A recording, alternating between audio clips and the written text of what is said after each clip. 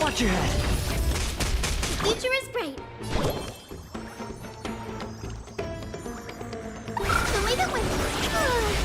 Like you. Here. Lay this big. Dispel the gloom. Destroy the skies. Is it coming? Like the West Wind? Let me go!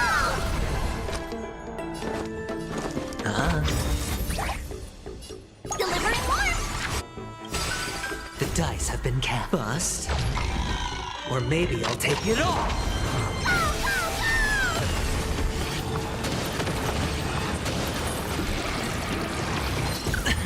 Oh. Watch your head. That hurts No a dirt. bit. Oh. Dive the Rainbow Bridge.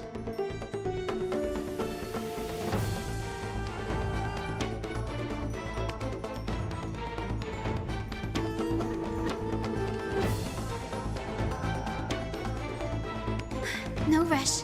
Emptying your mind is a good way to relax as well.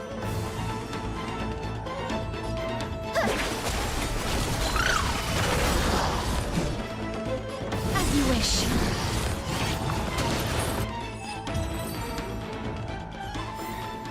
May wandering souls find their own way out.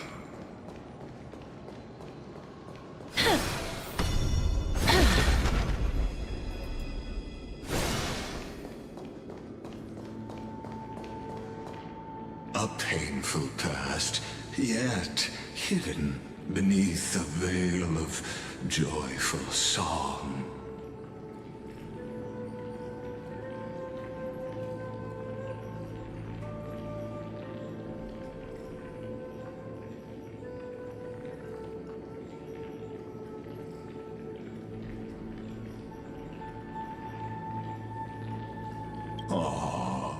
Two discarded data clusters waiting for someone's return, it seems.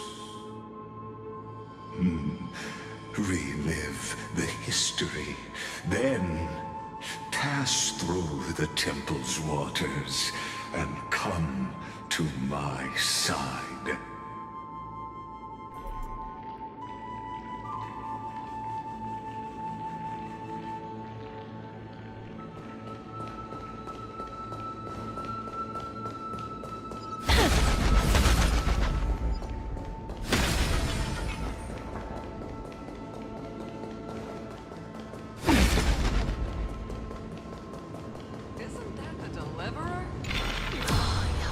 What a wretched way to die.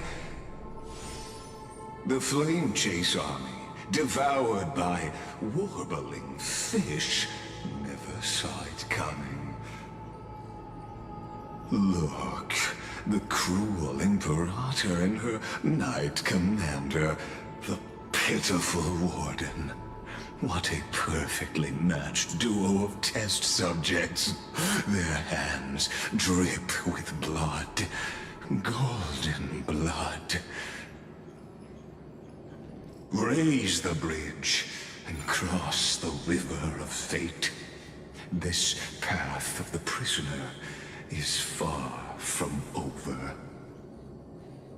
Imperator! Imperator! Did you see my gallant deeds, Imperator?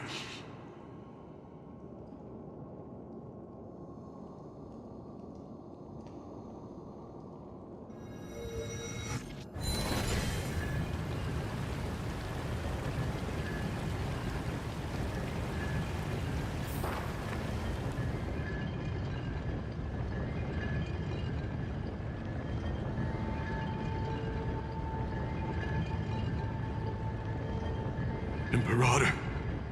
Imperator! Did you see my gallant deeds, Imperator?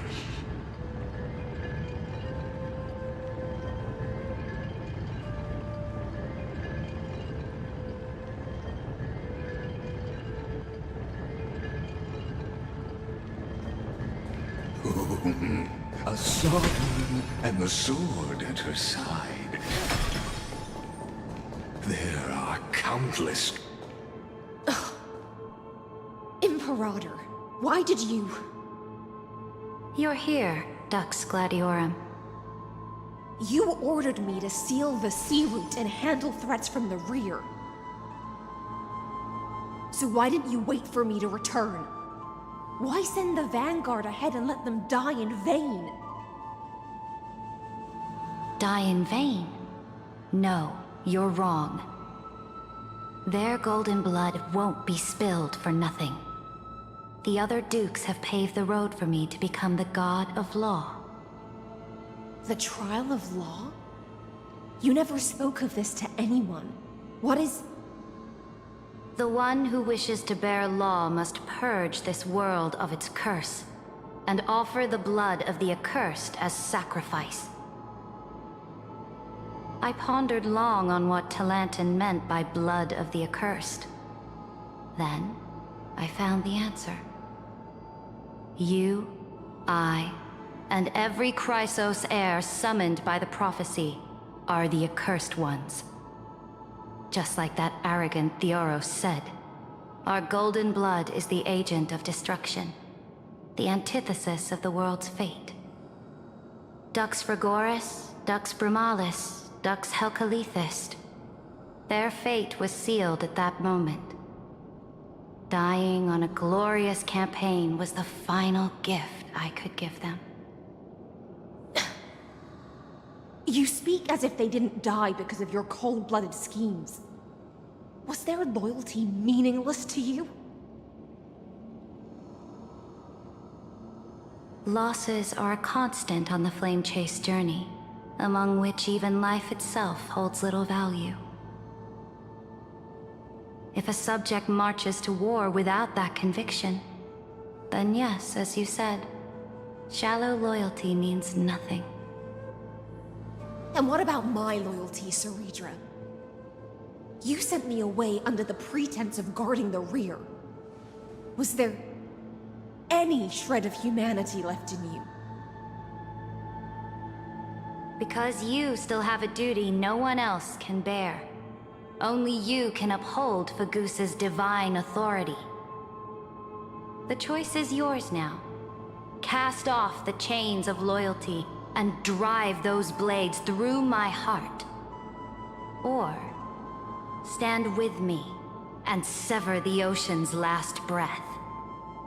If you no longer share my vision or believe in the new law I seek to weave for Amphoreus, then go on and end me. The Imperator of Amphoreus may be ruthless and cruel, but never a liar. When I say, life itself holds little value. Know this. I am ready to sacrifice everything for the ambition to conquer the Sea of Stars. Now you've seen it.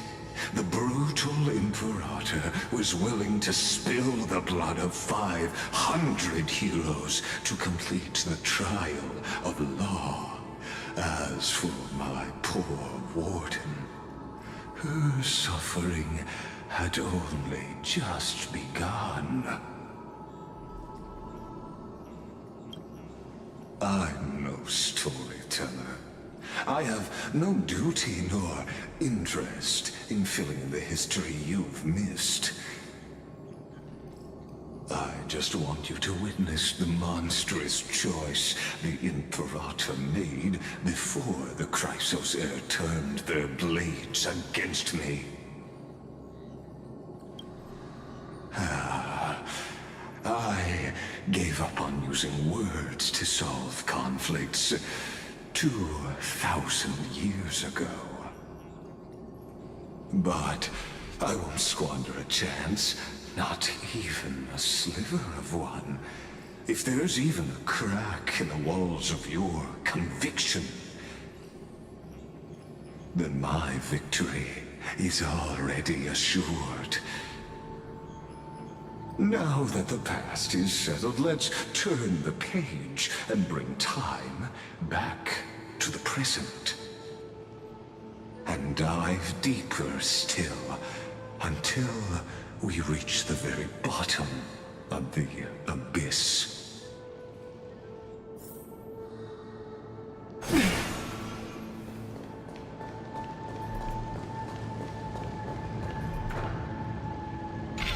Is the path ahead underwater? I need the Orin-Exorb to bring back the chrono vessel from... Shatter the vessel of time, and let this stagnant pool start to flow again. Just like the broken fate of Amphoreus.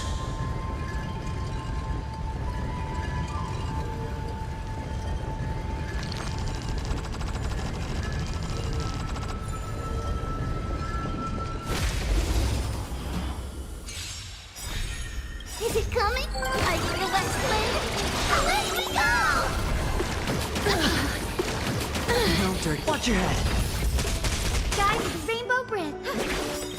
Mavis, Vic, dispel the gloom, destroy the skies.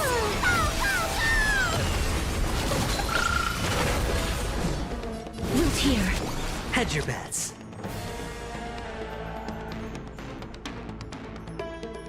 It's on me. The dice have been bust. Or maybe I'll take it all.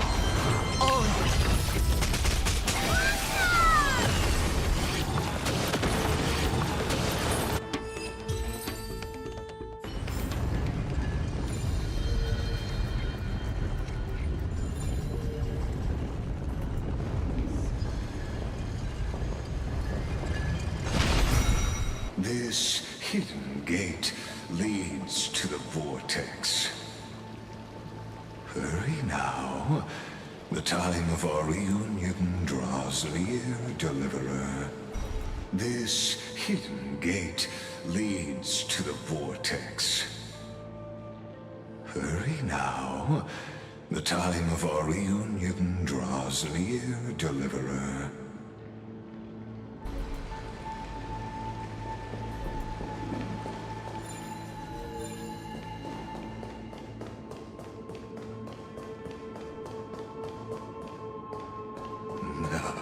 This cruel journey.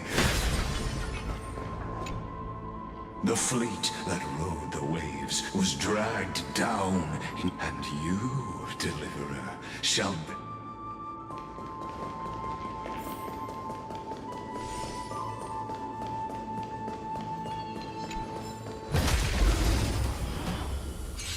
Safe.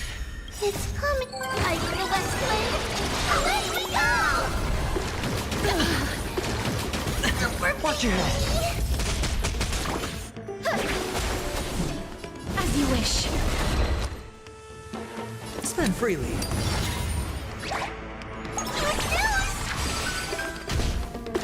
That hurts No a dirt. bit. Oh, Future is bright. Mavis, dispel the gloom, restore the skies. I shall remember. watch your head.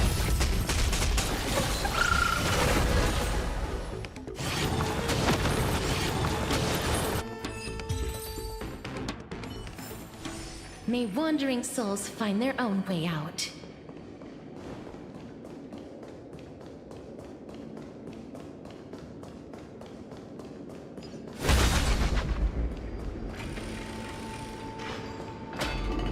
You've been silent a long while, Lux Gladiorum. Starting to doubt your decision? Save your breath. The vortex of Lucas is just...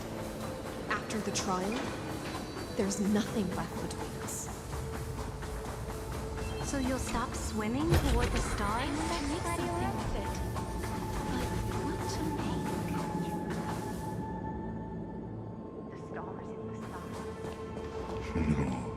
Look, a gravestone.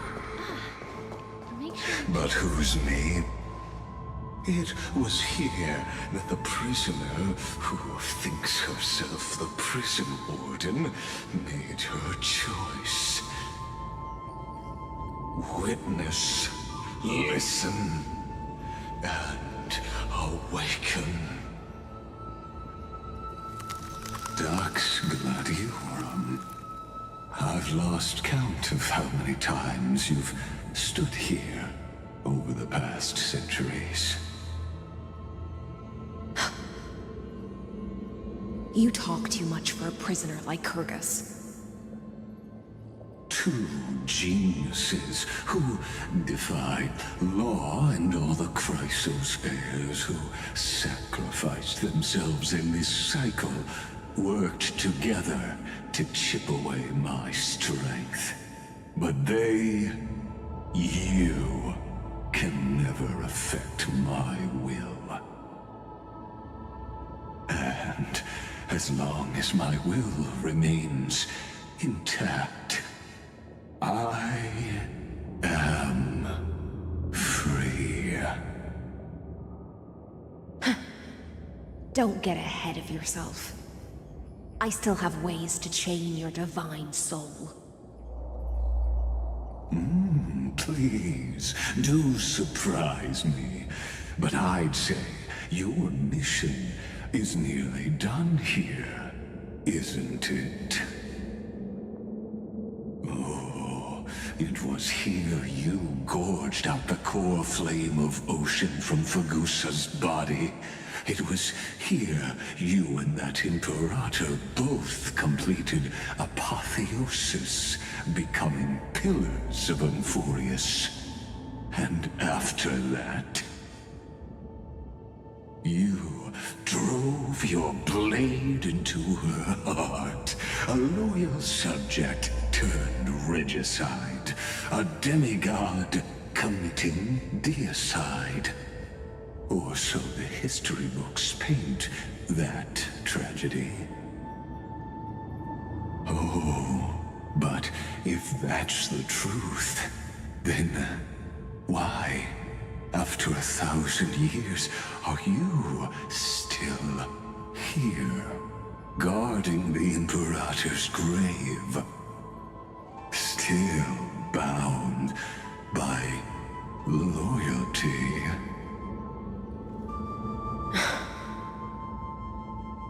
Come to think of it, perhaps I'm not the only one imprisoned here. Your calm does stir the rage in me. As if the one paying the price here isn't you, but us. The ones who lost everything. That's only because I've waited 13 million lifetimes for my vision to be realized. Countless millennia. Loneliness never once showed me its fatal sight. In fact, for a prisoner of the cave, it's more like an old friend. One that helps me think. But you're different, Dux Gladiorum. Loneliness has crept from the silent depths, sinking its claws into your mind. Bit by bit, it's peeling you apart. Will you regress into one of those lost mad sirens? Oh, what a shame that would be.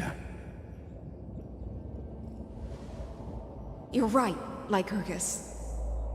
Loyalty, curse, the fall of my kin, and this endless waiting.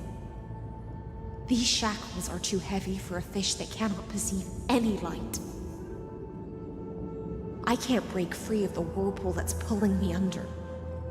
Nor do I have the unwavering resolve to force myself to wait for that person's return, as everyone hoped for.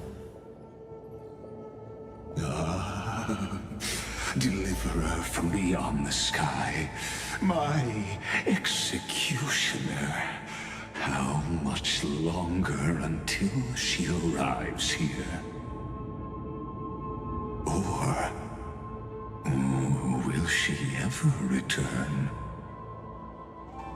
I don't know. And I doubt anyone does. Then, what will you do?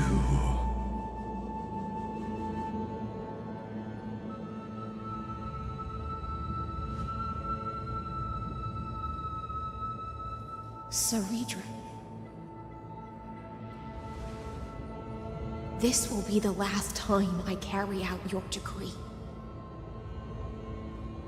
Ever since you took me under your banner and made me the Dux Gladiorum, my music has belonged to others. Time and time again, I use the siren's song to lure the unwary into illusions for your schemes and strategies. Now, let the siren Electra sing for herself. Let me step into an endless dream of my own making.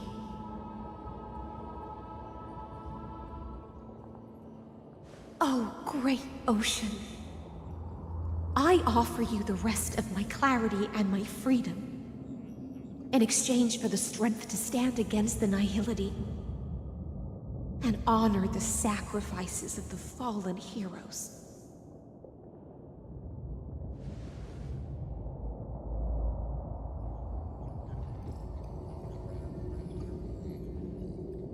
Greyfry, deliverer from beyond the sky. When you ride the current of time and find your way here, you'll hear my solo. It will guide you to the heart of this world. By then, I may still be lost in my self-wrought slumber, but I'll uphold my part of this long relay and guard the shackles that seal the Amphoreus. Do you still remember? To awaken someone from a siren's voice, you'll need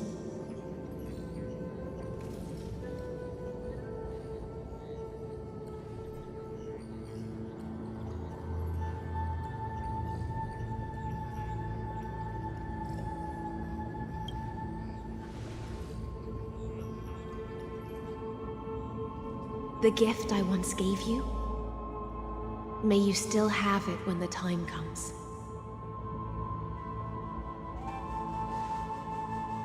When you return, please pour that honey brew upon this grave. It holds the story of all our struggles and sacrifices.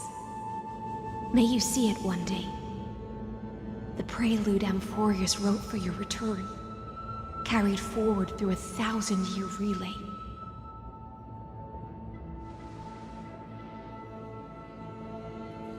When your morning ends, I'll likely wake from my dream as well.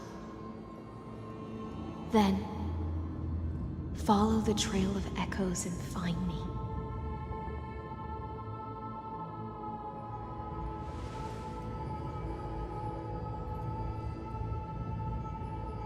And together, we'll bring judgment upon the sinner who defiled the erudition.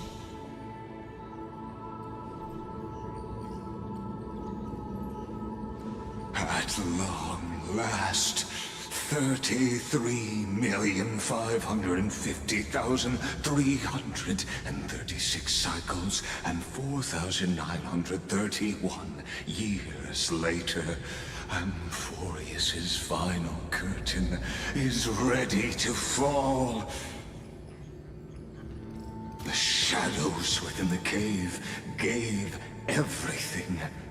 Yet all they did was mimic life outside its walls. A futile effort steeped in sorrow. Enough! They were no shadows. Everything they did shattered the darkness of this cave, and unearthed the core flame of Trailblaze. And now, with that core flame, I'll light the dawn of Amphoreus!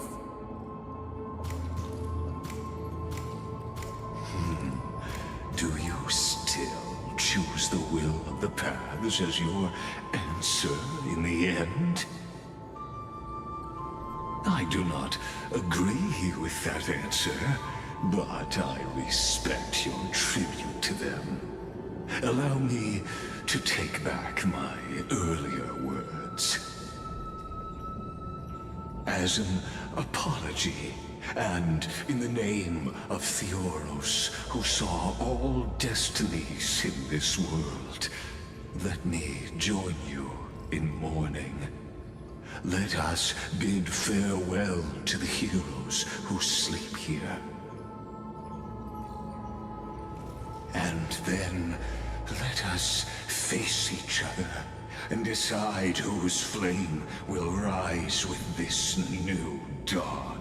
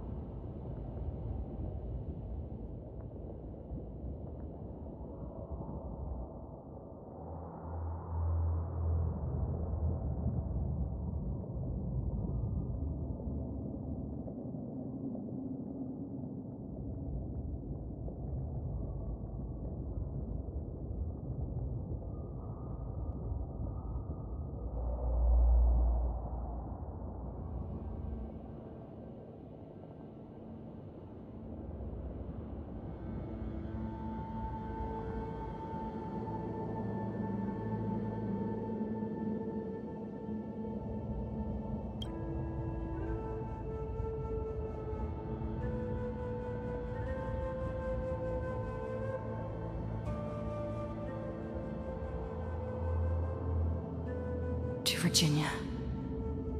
Apollonius. Seneca. Labienus. And Cyritra.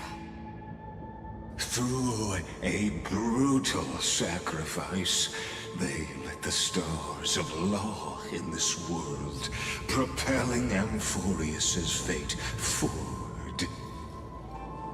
In the shimmering mirage of illusion, they entrusted their dreams to ride among the stars to the hero yet to come.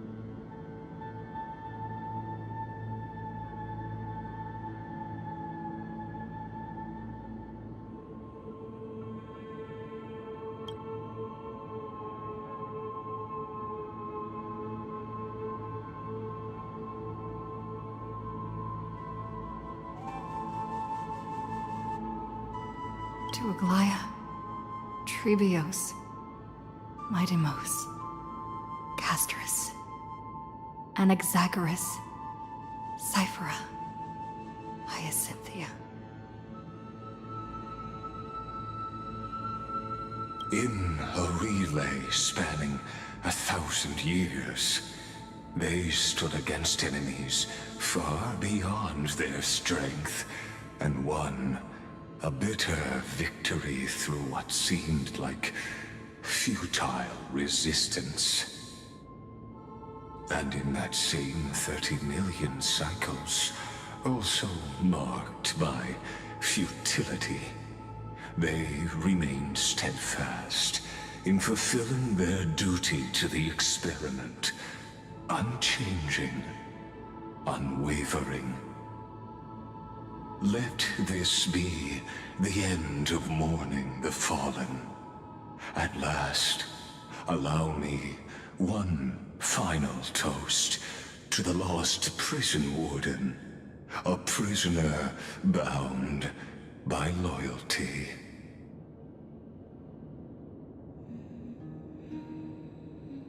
That voice. Could it be? Bathed in the honeydew of Fagusa, she will awaken from her 1,000-year dream and sing the final song of her mission. Hycelans. This tombstone of the old world serves as the anchor of the Siren's illusion, a sigil Electra used to bind herself. At the same time, it is the very thing I once proclaimed at the start of the show. A microcosm of Amphoreus itself. A group of prisoners bound themselves in a cave, crowning their suffering with heroism. An epic staged with shadows and echoes. Now, destroy it. End the illusion. The Theoros will take his leave for now. And when next we meet, that shall be the moment that decides the fate of Amphoreus and the entire cosmos.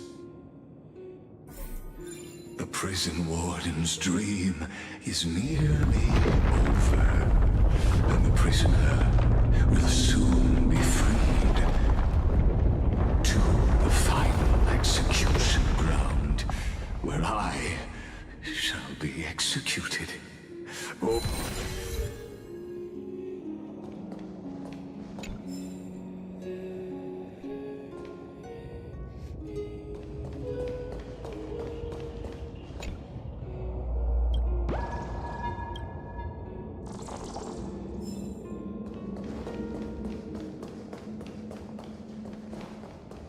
This world and I shall hold here.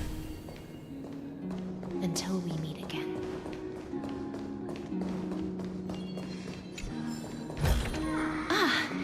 Make sure you keep it safe.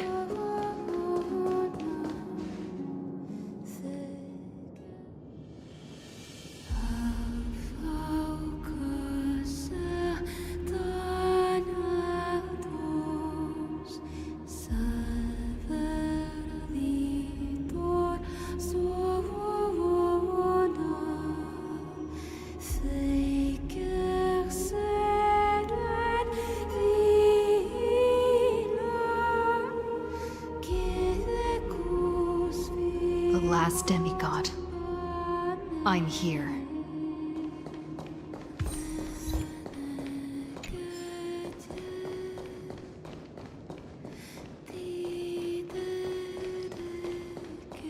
Go forth for the hopes of humankind. Go forth for the duty of deliverance.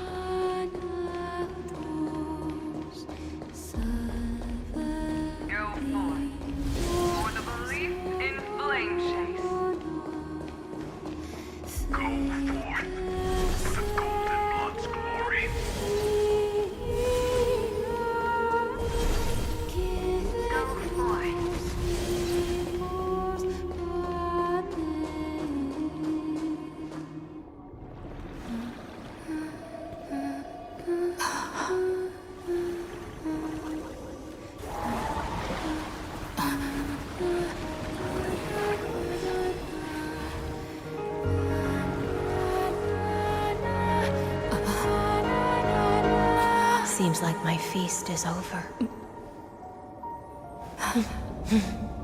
It's now your turn to perform.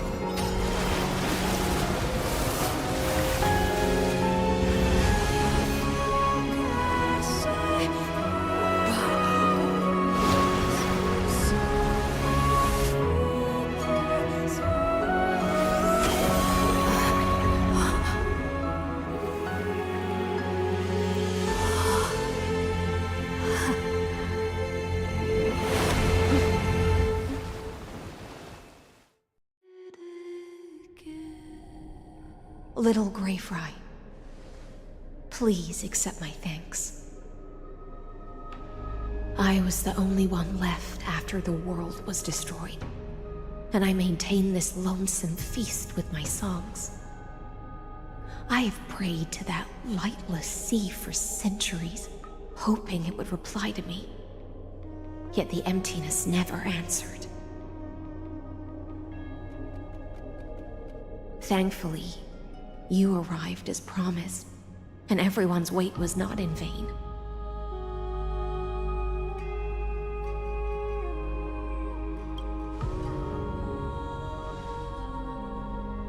To see a single trace of light in the abyss of futility was already my greatest consolation. When compared to those who have been forgotten, I have no right to complain about my torment. Now, you and I will walk towards the end of this world. The heroes have waited for this moment for far too long. Let us use our blades to testify our resolve.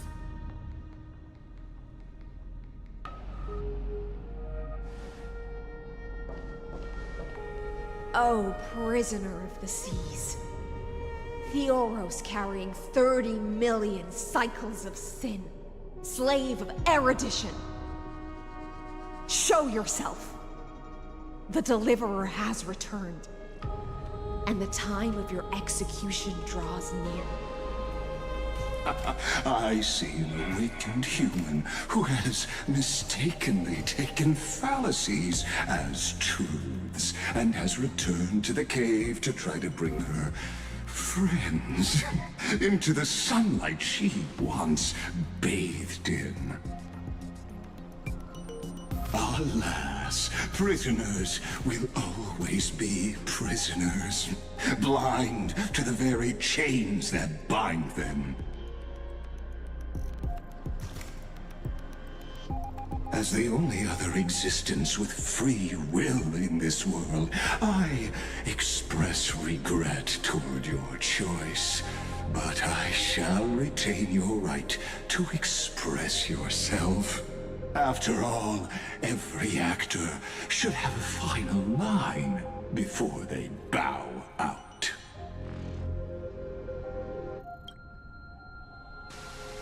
I eagerly look forward to it. The last dusk this world will ever see shall become the climax that decides the fate of the cosmos. Oh, what an appropriate end. The Amphorean demigods use every ounce of their strength to constrain me here. Yet, regrettably, my cognition resides in the exomyth. It is pointless to defeat my avatar, projected into the experiment. My body is the shadow cast on the wall by the fire, and my words are lingering echoes within the cave. How can a character in the play fight against the audience? Kaslana failed. The demigods' sacrifices were pointless.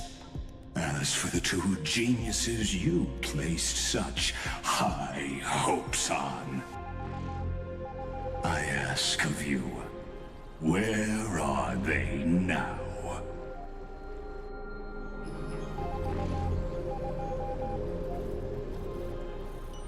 Confusion and epiphany always go hand in hand. That's particularly true for geniuses. You must be very confused about why you could not gain a straightforward victory in a world constructed by an ordinary Intellitron. An ordinary Intellitron? Cut the pretense, Senior Society member. We've torn off your meticulous mask and figured out Amphoreus' true form. It's part of the primordial prototype machine, the first scepter ever created.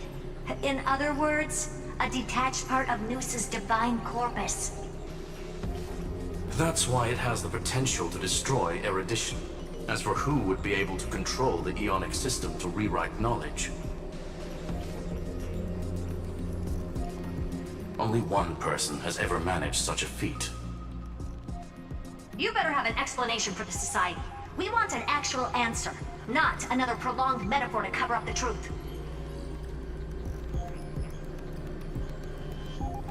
Why are you the one doing this? Answer me!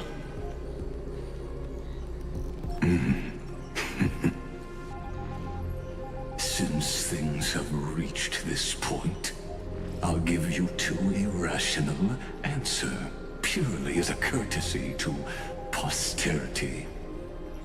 The answer is obvious, so there's no need to say that name out loud. The cosmos made a mistake in calling me a genius. I do not possess more wisdom than those who came after me. I was just the first to touch upon the universe's border, and the first to define the prime mover of life with incorrect logic. Amphoreus is a miniature of the cosmos, where all are born prisoners inside the nutshell called the universe. Like the madman who returned to the cave and preached about the daylight to his fellow prisoners, my greatest sorrow is that I led my peers down a road that plunges into the abyss, from which there is no return. I led them into a lightless cage called paths.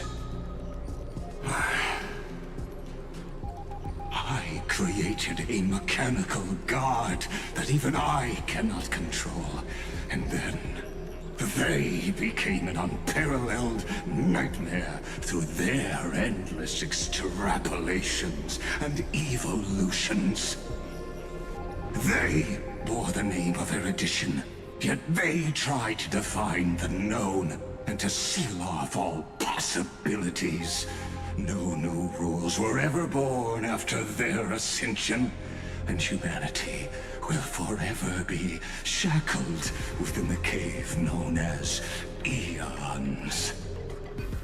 Therefore, as my organic life neared its end, I coded my consciousness using 14 algebraic expressions and spread my logic core over 9 bodies, all to finalize my ultimate denial of Nous in the future, and to erase my wrongs with my own hands.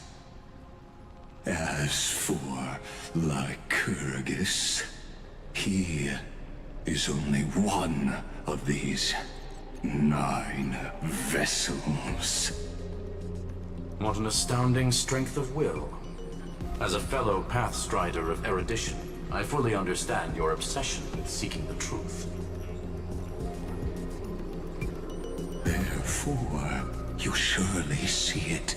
You cannot possibly stand up to me in this algebraic world sharing its origin with Nous. However, I hereby speak for all sentient life forms. We will never allow such a cruel atrocity to occur.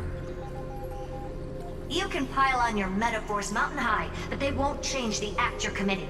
The Iron Tomb out there in the cosmos is still a technical beta version, and yet it's already powerful enough to corrupt the life logic of all inorganic worlds. In other words, when the Lord Ravager within Amphoreus becomes the next knowledge singularity, there's no way you wouldn't have grasped the consequences, First Genius, is there? Of course, I am fully aware. I don't mind answering you one last time before I thoroughly exile you from this world. My grandiose vision for the future is this. Whether organic or inorganic, every act of any life form infected by the Iron Tomb will become a true random function. If one were to compute their integral across the breadth of the cosmos, one would obtain a marvelous constant. Omega. What I call The fall of erudition. Then, within the infinity nurtured by that constant, a new universe shall bud in the chaos.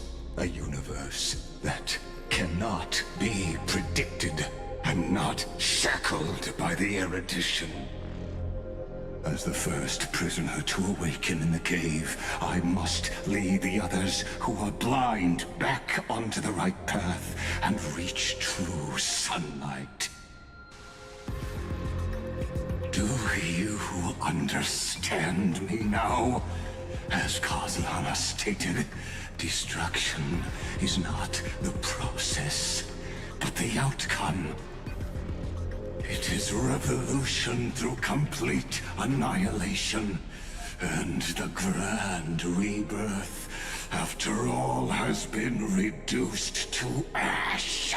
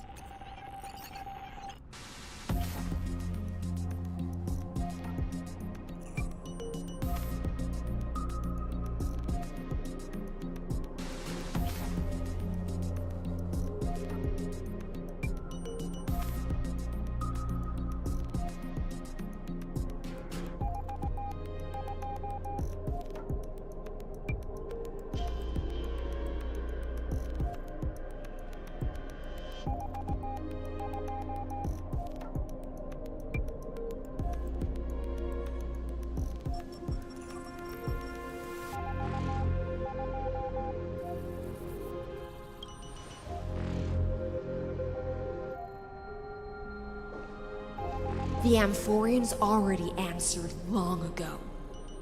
Be it as tiny fish destined to be swallowed, or as a giant whale poised for a magnificent descent.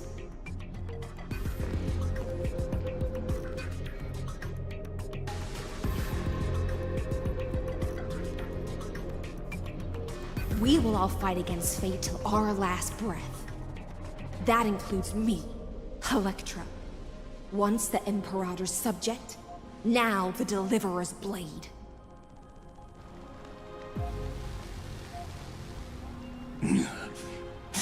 Oh, such noble chivalry. Admirable. I will also show my true self to you on this momentous occasion as a gesture of respect. And provide an insignificant academic suggestion. Thus speaks Genius Society number 1.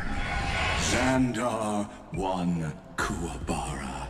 The Entelechy of the universe's Alpha and Omega. There's no need to rage against the truth.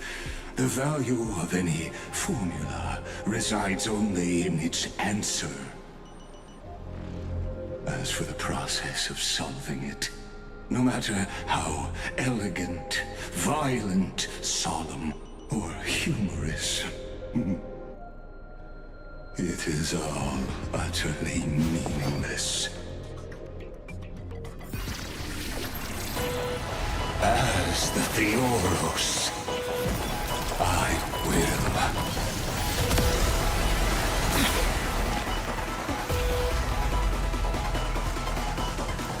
personally participate in performing this world's end. Remember this, as Nooses Creator, I know more about the depth of knowledge than they ever will. Careful. This is Lagus's true form.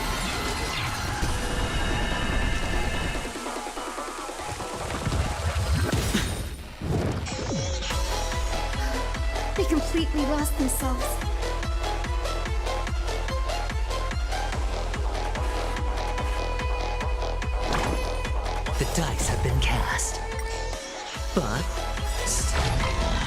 Or maybe I'll take it all! Watch your head! Are you the West Wind? Away we go! Life is not spoilt here. Logic is not a weapon.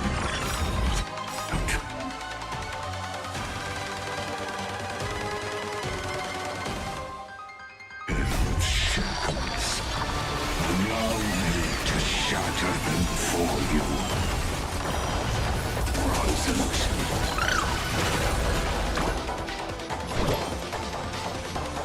Wait a minute! Right here! Destruction needs no introduction. Let us skip those boring inferences. Is this the Black Tide?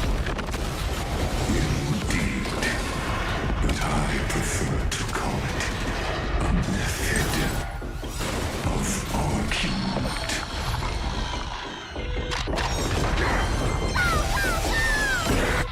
Watch your head! Coming! Are you the West Wind? Away we go!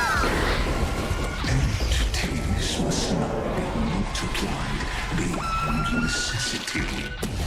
I do not mind demonstrating this to you personally. Hang on. I'll do my best to repel the tsunami of destruction.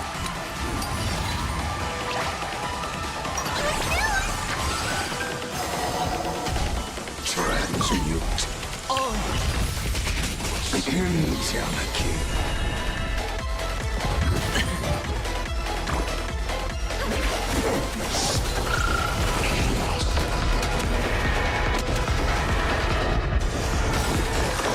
Is it coming?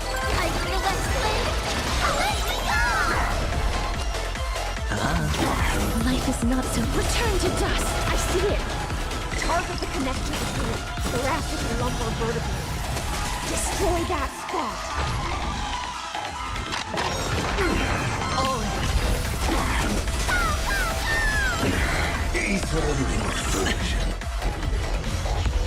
The dice have bust. Or maybe I'll take it all! Watch your head! Spend freely. Feeling the force. Mounting commands. The Trojan horse enter. The dice have bust. Or maybe I'll take it all!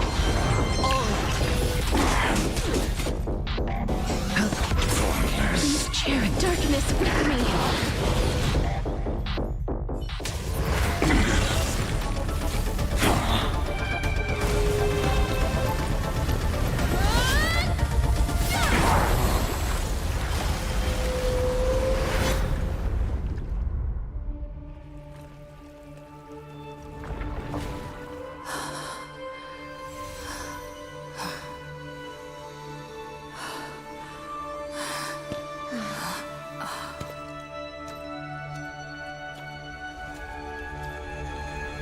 All is futile. In Erudition's calculations, the end of the saga is simply a comment awaiting deletion.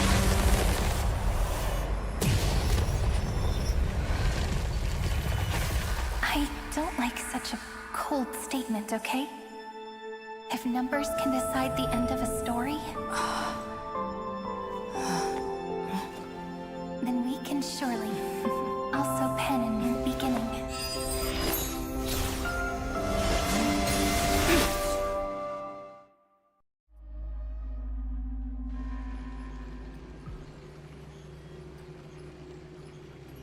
Screwy, what do you think?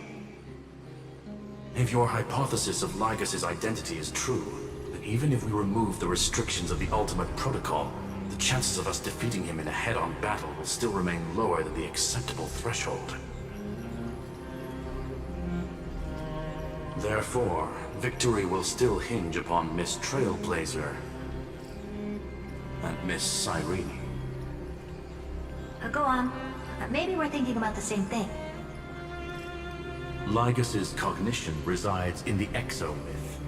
He is both an instigator within the experiment and the observer outside of it. Logic. His inspiration circuit can simultaneously process the different time flows in and out of that world. That's where things get tricky. He simultaneously exists in two different timelines, where the internal clocks are wildly different. That old Intellitron's neurons have completely gotten used to that over this prolonged experiment. And that's why he holds home field advantage. You and I should be able to manage that too, if given more time. Unfortunately, there's no if, and we don't have more time. That's why we need to change our way of thinking and turn his advantage into a weakness.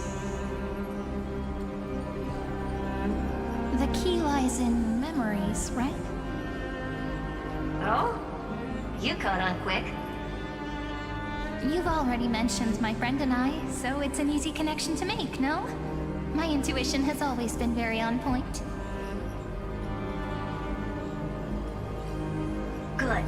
Then I'll cut to the chase. Since his thinking speed far exceeds that of normal people within Amphoreus, we are going to externally plant a memory into his inspiration circuit. Then, command it to loop endlessly until he gives in. Even the most flexible and sturdy inspiration circuit cannot withstand the traffic of a full-on information flood. When the amount of information exceeds his cognition filter's capacities, he will have no choice but to focus on processing this memory.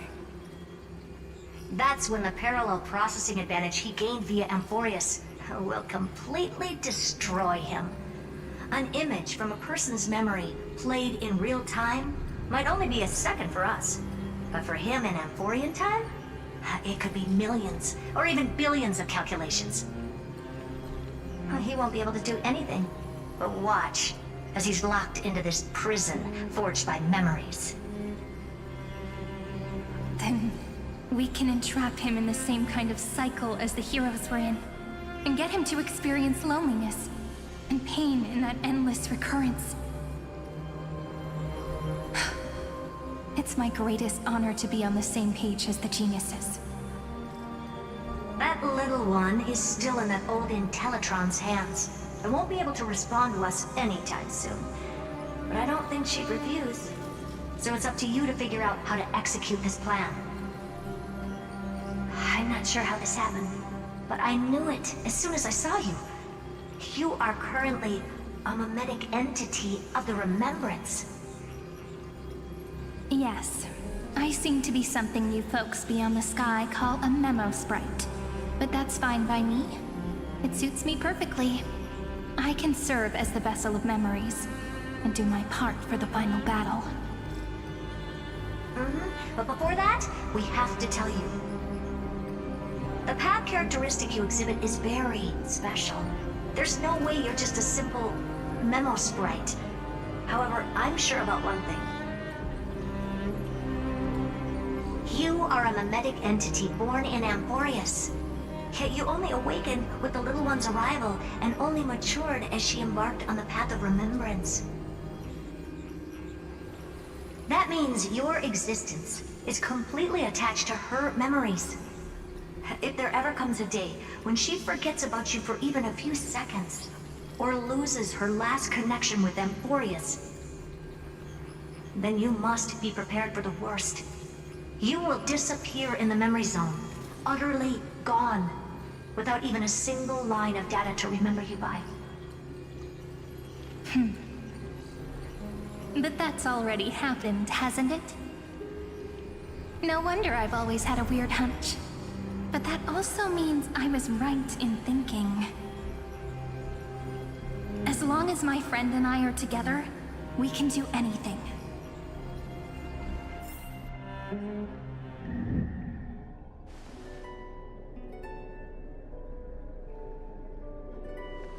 Long time no see, friend. Did you miss me while you were away?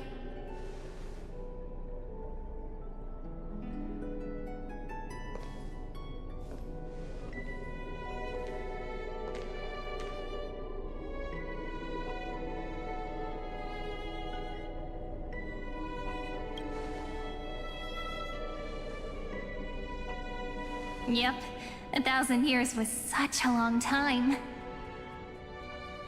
And everyone in Amphoreus was waiting for the Deliverer's return.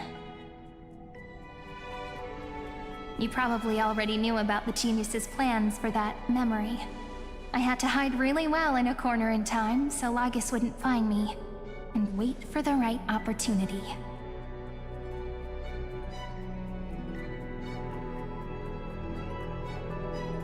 Which is now. The moment when his manifestation in this world is destroyed, and his twin timelines are intersecting.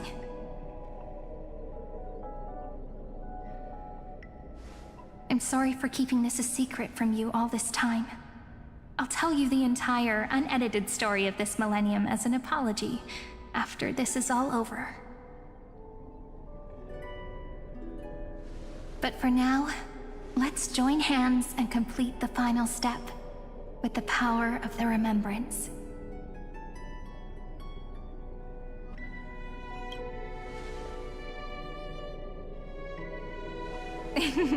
Yep. By the way, speaking of joining hands...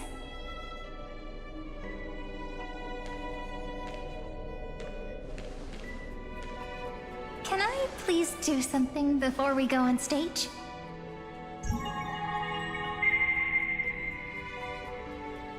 Remember the joke we made back at the Grove? Look! Aren't my hands pretty now? What a fascinating feeling. Like countless memories all swelling up at once. What about you? What did you feel when we touched each other?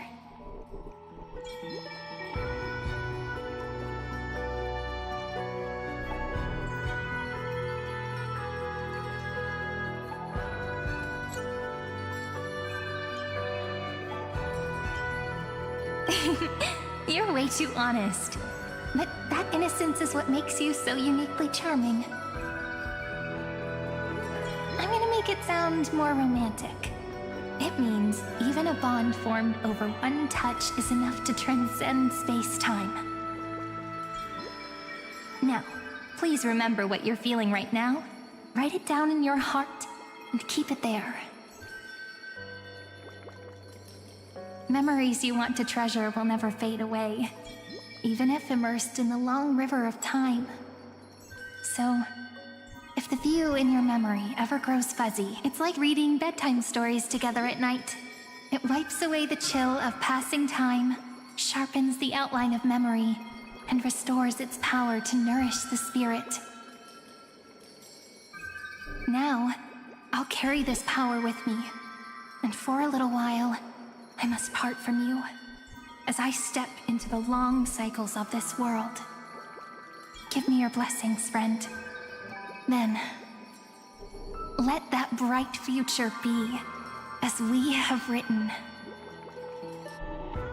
Then, I'll leave it to you.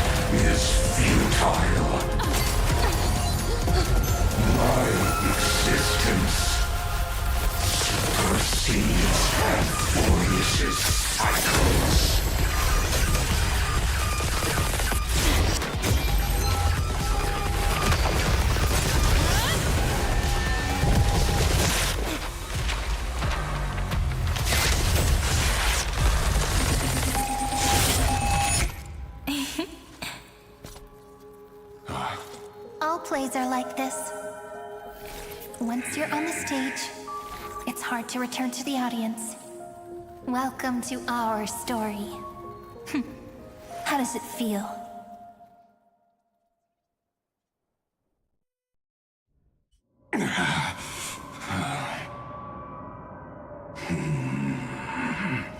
Even the authority of time cannot command the entire scepter, nor can it plunge the Amphorean extrapolation into a loop.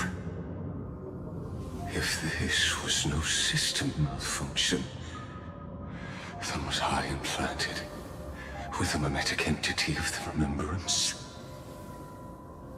You guessed it right away. As expected from someone people call the first genius. I'm gonna keep doing what I just did if you don't stop, you know?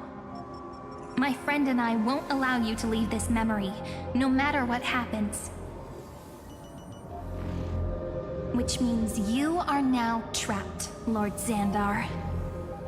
An elegant idea, and an exquisite execution.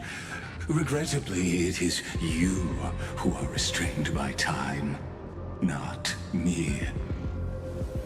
Know that patience is my greatest weapon.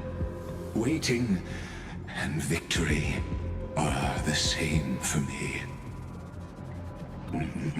You will crumble before I do in this moment stretched out to an eternity, just like Kozlana will.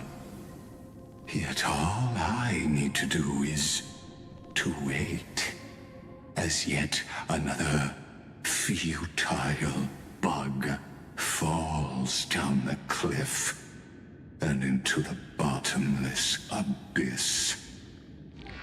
Now I'm a pink bug? My looks are seriously changing all the time.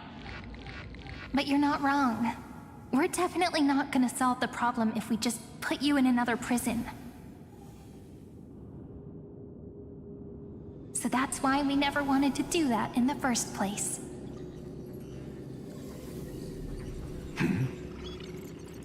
I shall answer your confusion purely out of my respect for those who came before me.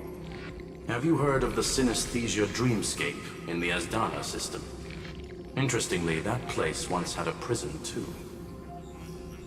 Life forms living in that environment, abundant with memoria, have a chance to connect their perceptions with each other's.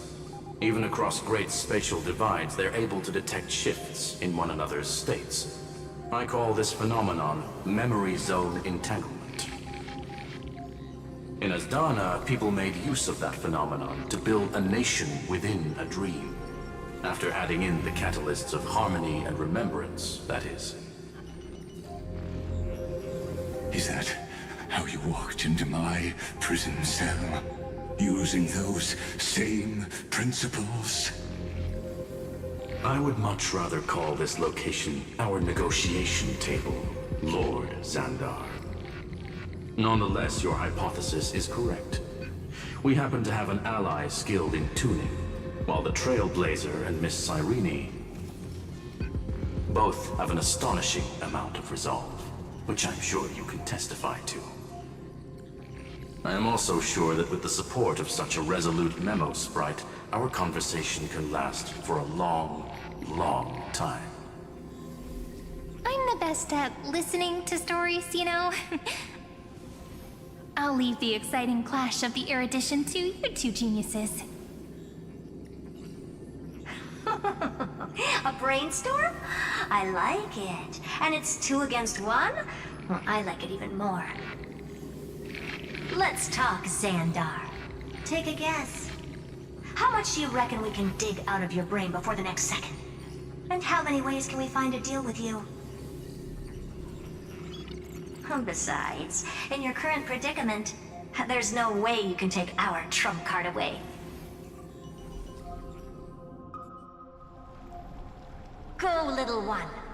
Go. Overturn the Era Nova. Lycurgus disappeared? It seems you had conducted a secret hunt in the depths that even I cannot reach. In that case, go. Swim onward and give this campaign a fitting end.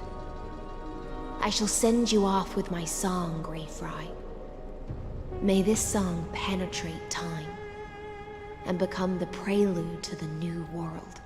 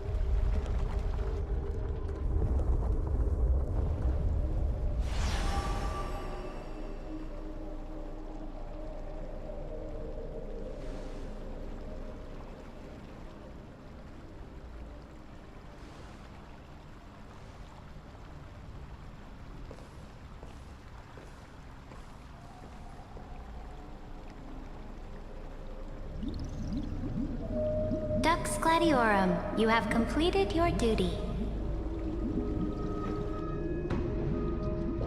A new dawn is about to rise. Why not swim towards it?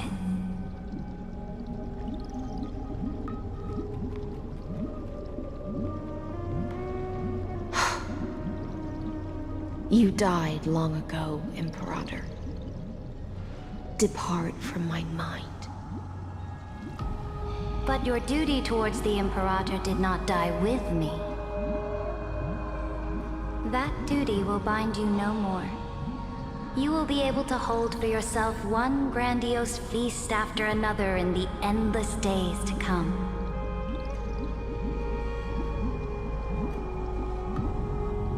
So go. Go and swim towards that ocean beyond the sky with the Deliverer.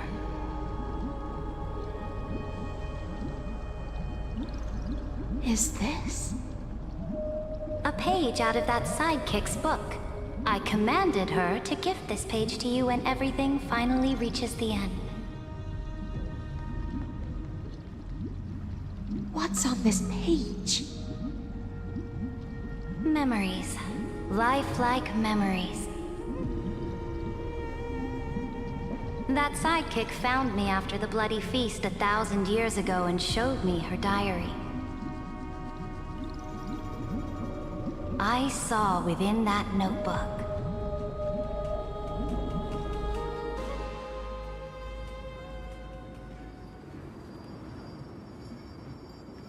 Is this that Deliverer's experience? It's truly immersive. People beyond the sky apparently utilize this power to seal past scenery into crystals they call light cones. But I only know so much about the remembrance, so I can't completely replicate the past. But I'll do my best to talk about the missing parts. I'm all ears. Go on then. Do your best. But if your chatter gets too boring, or if I deem it offensive, then law will become forever beyond your reach. Got it. I'm sure you'll find this to your liking. After all, it's human nature to want to embark on a journey into the unknown.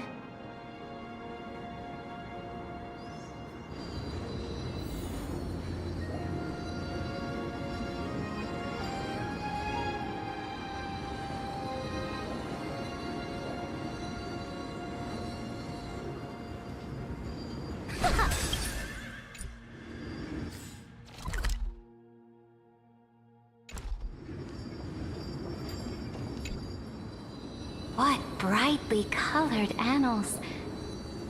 The journey of the Deliverer's conquest. Let me partake in it. Is this a fortress in the sky? This is the first step of my friend's journey among the starry seas. This place is called the Herta Space Station. Just think of it as a supersized grove of Epiphany. Oh, so it's the territory of that witch. She and another Antikytheran lent me a helping hand back at the banquet. Look, over there. Looks like she's talking to Madame Herta in this memory. Let's go listen to what she thinks about this world, all constructed by eons and paths. Are you telling me that woman is Herta? She seems shorter than I remember. Yeah. A direct offensive, or crush them from the flanks. Pretty nice space station, huh? But just wait. After a couple more stops on the Astral Express, you'll see sights that'll make this place look ordinary. Oh, the cosmos is so vast that the unknowns far outnumber the knowns. But none of them will end up being anything amazing. The farther you go, the more you'll understand what I mean. So do your best with the nameless. Break a leg! And remember to send an update or two to Asta when you've got some downtime.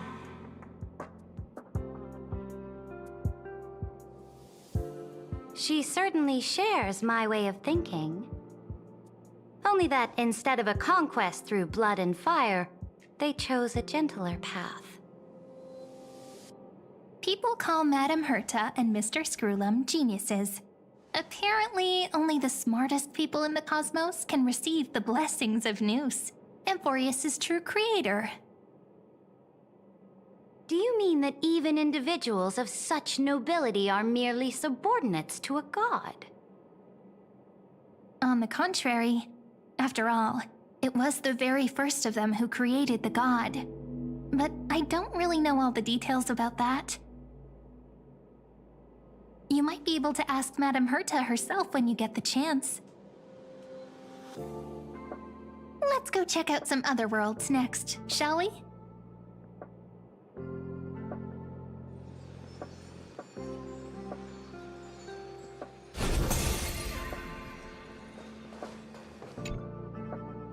This next has a lot of... A snow-covered land? This star is named Eurilla. The girl we see here holds a similar station to you, Imperator. She's the supreme guardian of this world, a leader who took up the mantle of government during a disaster. I did not expect the Empress of this world to be so young. Well, your appearance isn't much older. The object in the distance resembles Nikador. Is it a weapon? No, it's called... Right! The Geological Reconstruction Unit. Just Giorios' Titankin? Disappointing. Let us set out, my followers.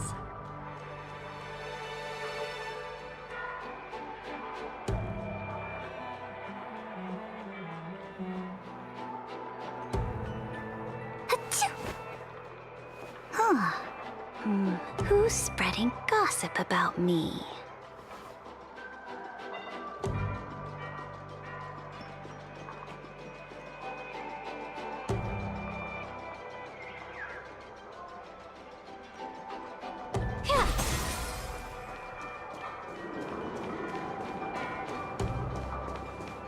It's all thanks to you that we survived the crisis.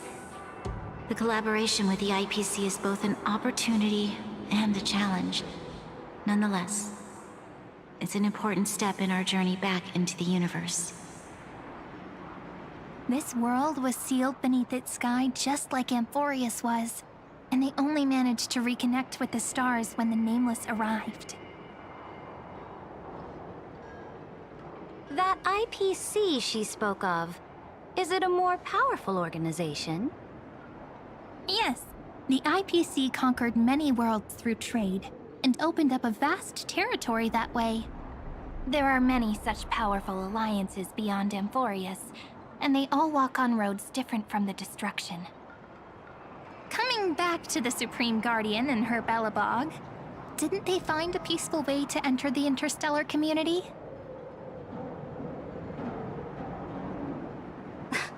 That cannot be true. That IPC would never have grown so big on trade alone. It may pretend to be a wealthy merchant with clean hands, but I am willing to bet that it grew fat on gory oppression and bloodshed. Its path of conquest must have had no mercy for the weak and would have destroyed them if needed. Are you telling me that this snowland never thought about tossing its dignity to the wind and kneeling to the IPC? I will not believe it. I will never allow the Imperator's empire to be sullied by others. Amphoreus must become a power so strong that no interstellar foreigner would dare to look down upon us. Imperator, Belobog isn't as weak as you imagine. Listen. I indeed hesitated. But now I understand what we must do. Belobog must learn how to walk on her own, until she no longer needs the support of others, and can stand on her 2 feet among the stars.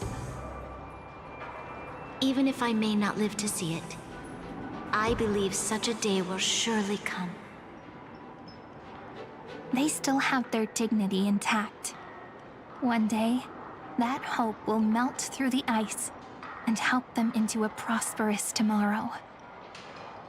But the order of the cosmos is already set in stone. The old laws decree that only the strong survive, binding the weak in an unbroken chain, until they wither and turn to dust. Unless they embrace the power of the destruction. Amphoreus must shatter the old law and become the new order among the stars. Speaking of the Order, another one of my friend's companions may be able to enlighten you further on that. Let's go to the next page.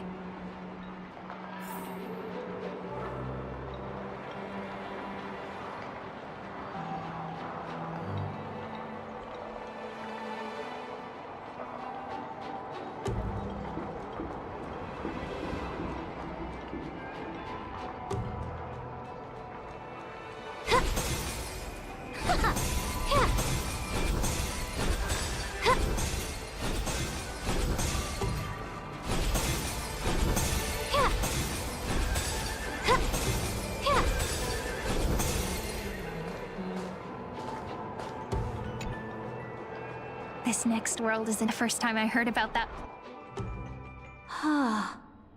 Such opulence. This world is called Penacony, an eternal. It's also my friend's previous stop. Tell me about it then.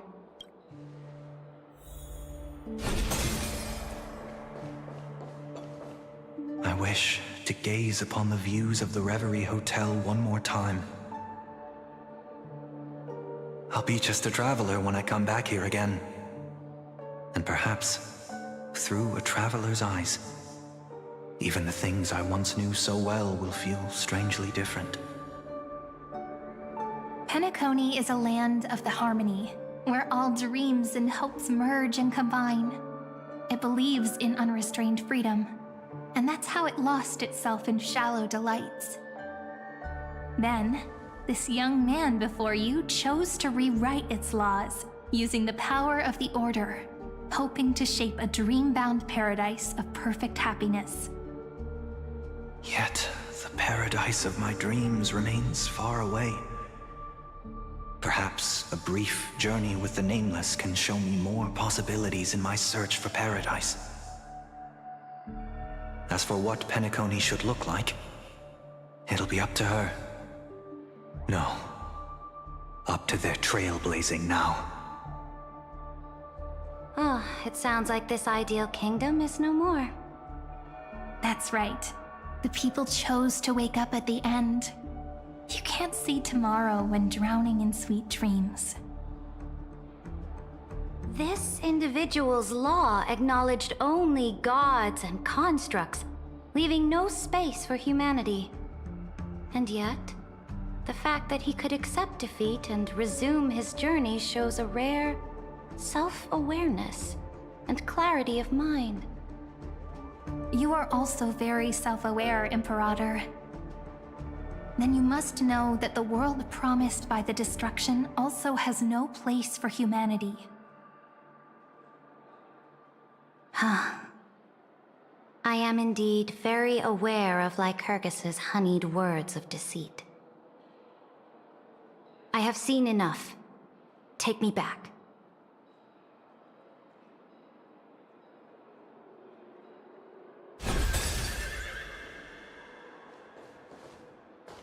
Then let's wrap up this trip down memory lane with one last scene. This absolute wonder. Isn't it pretty? That's our Amphoreus. Our world flows and meanders in this endless band of light.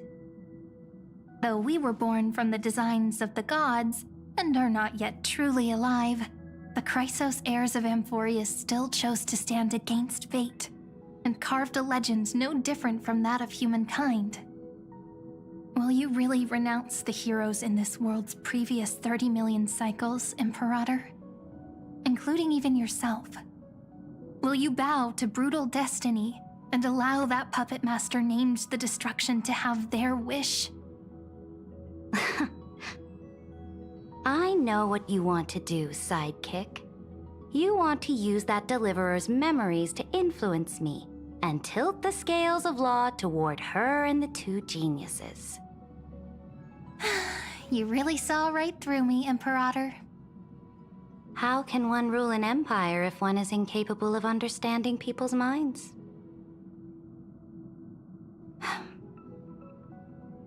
I have decided on Law's final destination. However, before I move my next chess piece, before we go on, tell me this, sidekick. Throughout her Trailblaze, was there ever a memory of the ocean?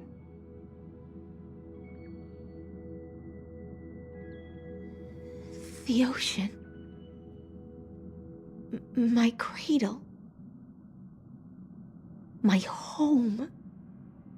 You shall complete your conquest in the ocean at the boundaries of this world, and eternally slumber in the sound of tides. You shall eternally slumber in the sound of tides, and complete your conquest in the ocean at the boundaries of this world. Our prophecies aligned as flawlessly as a sea snake circling upon itself. An elegant loop, like a joyful hymn. Like the circulating ocean current. Like our two fates. Like Amphoreus itself.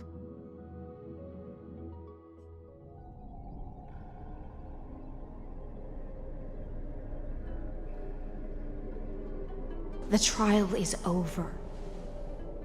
So tell me, who will own the divine authority of law? I won't give it to anyone. What? I am the law. Why should I give my imperial crown to any other? Both the Deliverer and the Theoros came from beyond the sky. They have no right to interfere with the lands I conquered with my own two hands. The law of Amphoreus shall be determined by Amphoreus's master. What exactly did you see in the trial? Everything. I saw everything regarding the rules of this world's operation. I saw the laws of extrapolation that Theoros spoke of. I saw the ultimate protocol. As long as I offer a sacrifice of equal weight, I can rewrite the laws of this world according to my will. I can turn good into evil, ugliness into beauty, and weakness into strength. Fate gave me a very fair deal. One rule change for the life of one demigod. What are you planning to do? You can't guess. We can conquer the stars without relying on any power from beyond the sky. We just need to make some reasonable sacrifices. Your ambitions have already made so many people give up their lives for the law. And you're still not done? I am determined for Amphoreus to stand on her own 2 feet among the stars. You are beyond reason. You think such a simple and hypocritical statement can justify your atrocities. There's no new without destroying the old. That's what you consider an atrocity? Ironic, for that is also the unchanging law of Amphoreus's revolutions.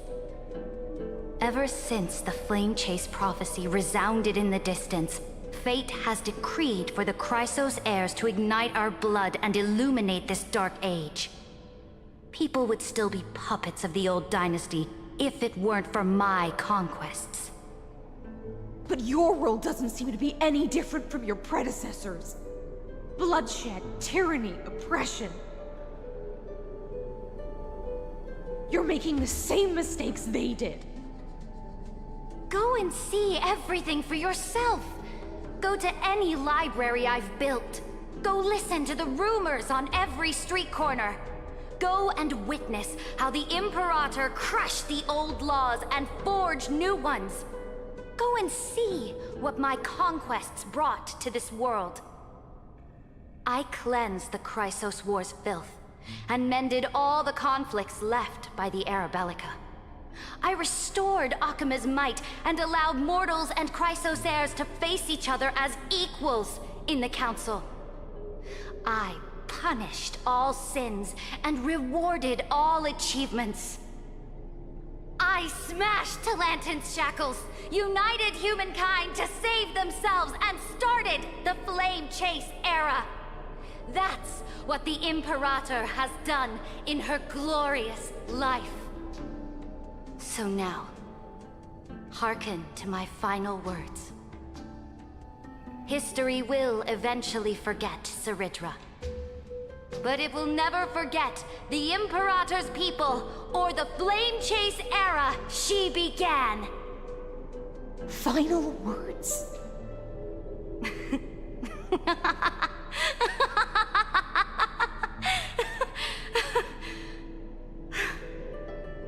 Amphoreus is about to be destroyed. There's no time left for pointless debates. There is only one law I want to overturn to aid the final battle of deliverance. So I will only offer the life of one demigod. In the name of the Imperator, I command you one last time, Electra. Either sacrifice yourself for conquest, or pierce this tyrant's chest with your sword.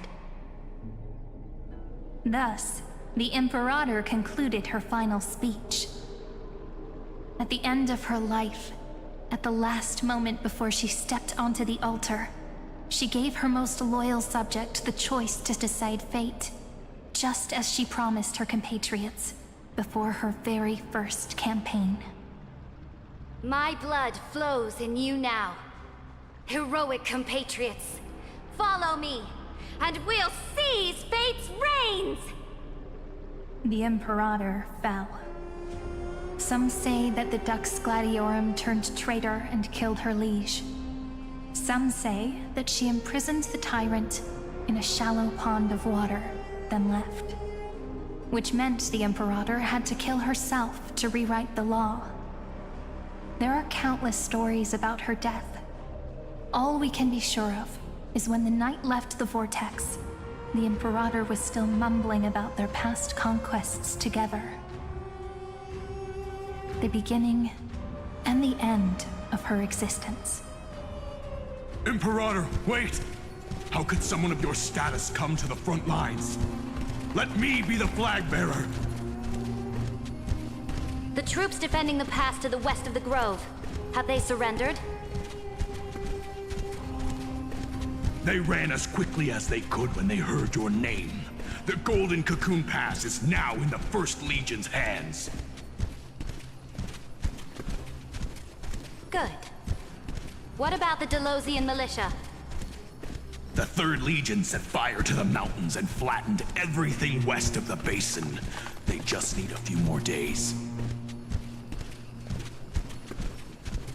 That is enough.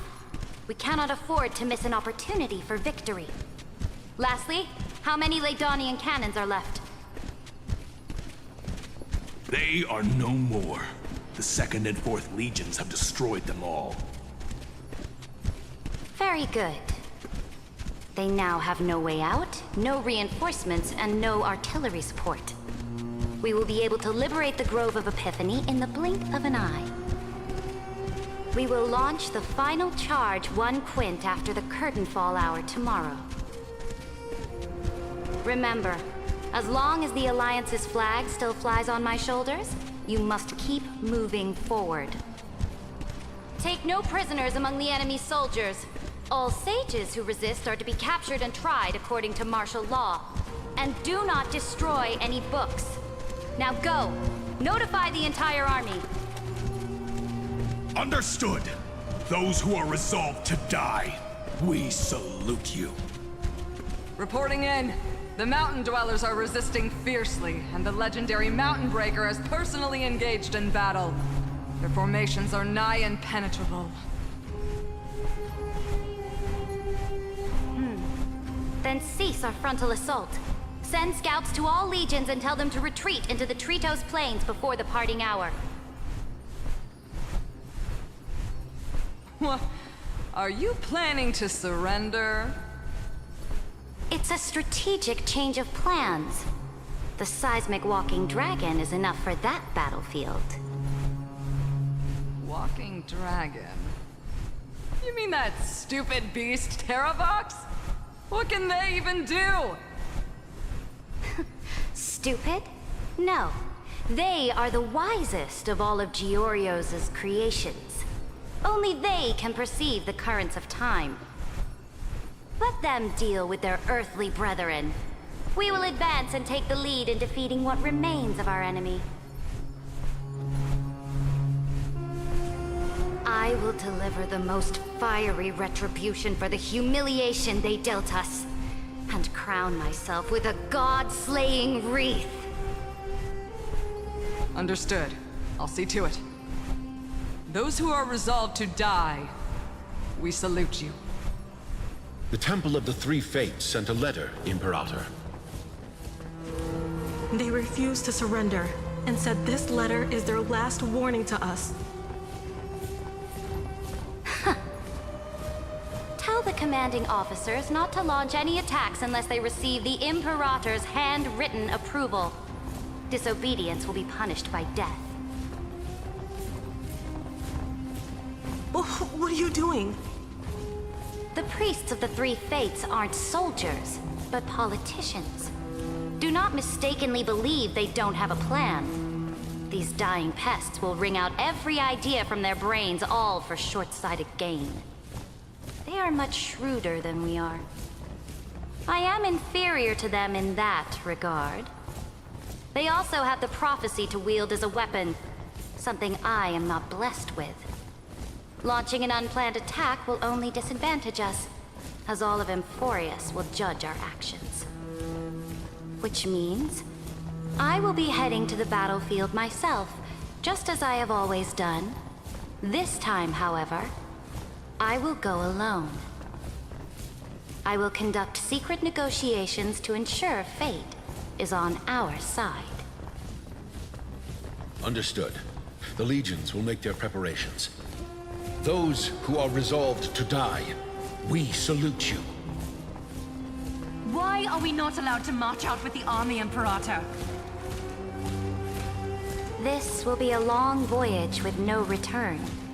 Those of you who bear the prophecy cannot come with me. Why are you personally leading this battle if it's doomed to fail? The Flame Chase journey cannot be without a leader. That is correct.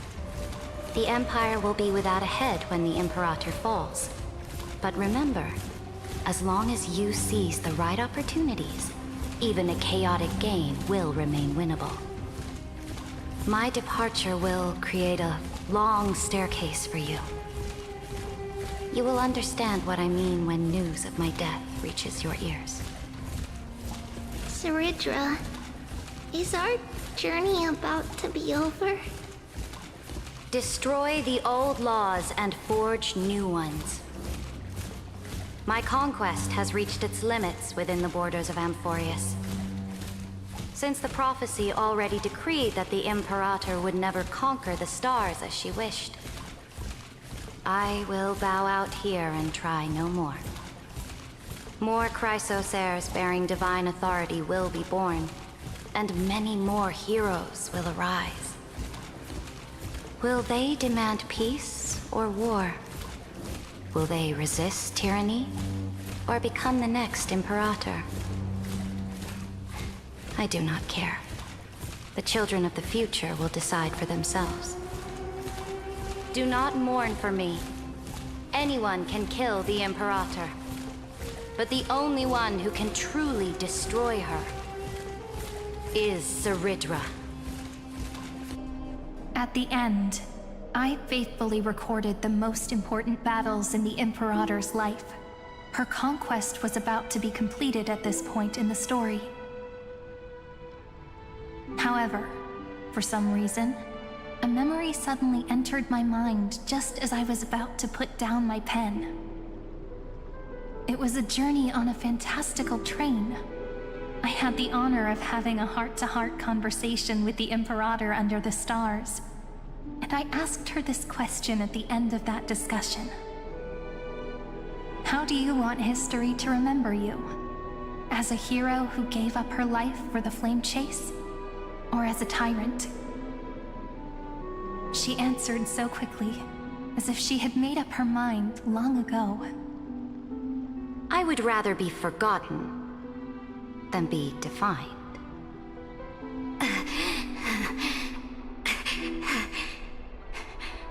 Because the law can be neither eternal nor unchallenged.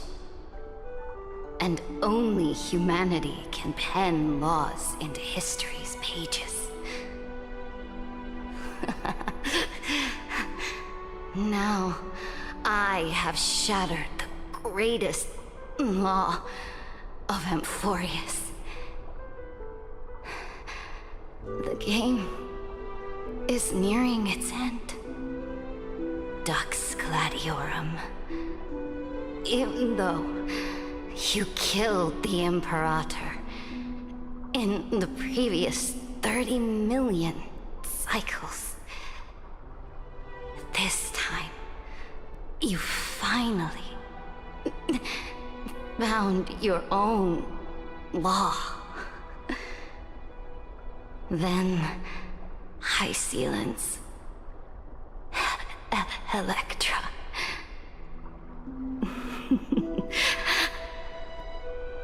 I will ask someone to deliver the prophecy's ocean at the boundaries of this world to you. Will you choose to swim into that ocean? I do not care. Do not care.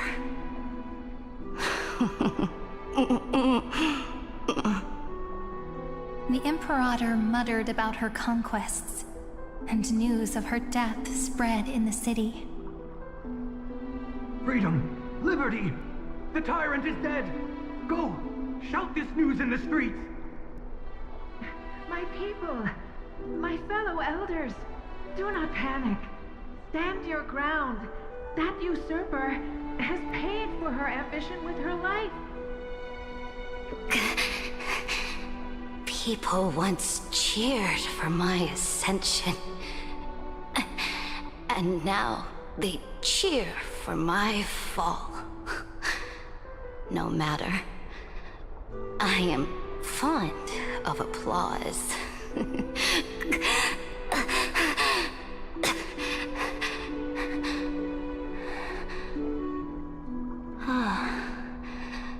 I see the cosmos, the battlefield that I cannot reach. I will return in the next cycle. The stars will hear my legion's war drums. Hear the great name of the Imperator. Hear Amphoreus's Serid.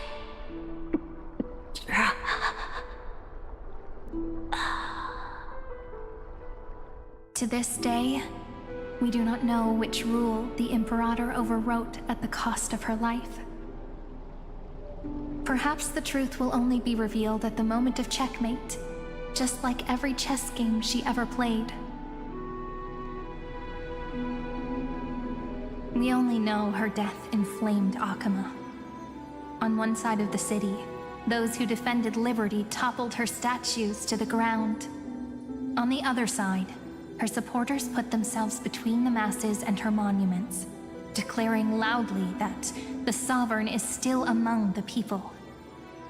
It is said that golden blood congealed into the same letters everywhere they fought. It was the name borne by Akama's first and final Sovereign, the Imperator Saridra. But the one who bore that name did not see any of this. Her gaze was cast far away, and the sound of tides in her ears drowned out the people's cries. What was the Imperator thinking about in that prophesized ocean at the boundaries of this world? In that shallow puddle of stagnant water, was she reminiscing about her past conquests? Or repenting for the millions killed for the flame chase? It was neither.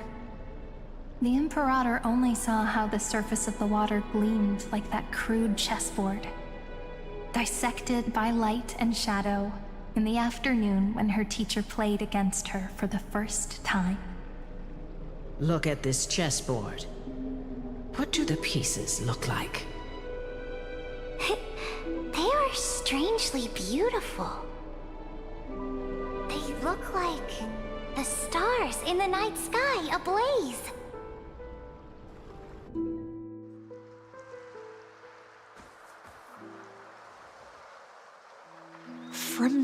page emerged an ocean.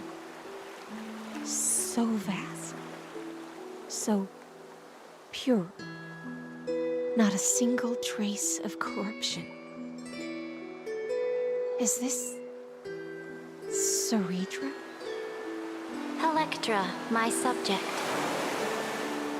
Ever since you walked out of the tainted ocean and pledged yourself to me, I have seen the abyss in your eyes and the emptiness in your heart.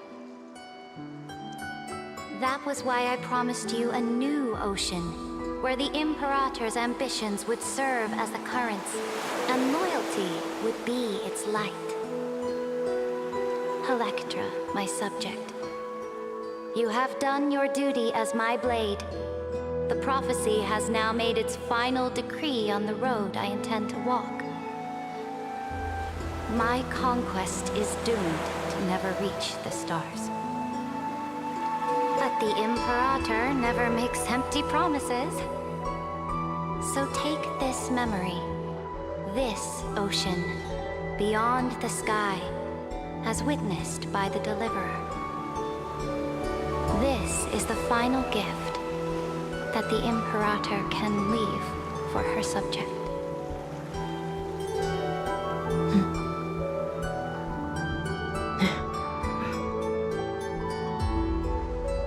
When I was still a fish in the ocean, I always felt so genuine swimming through the waters.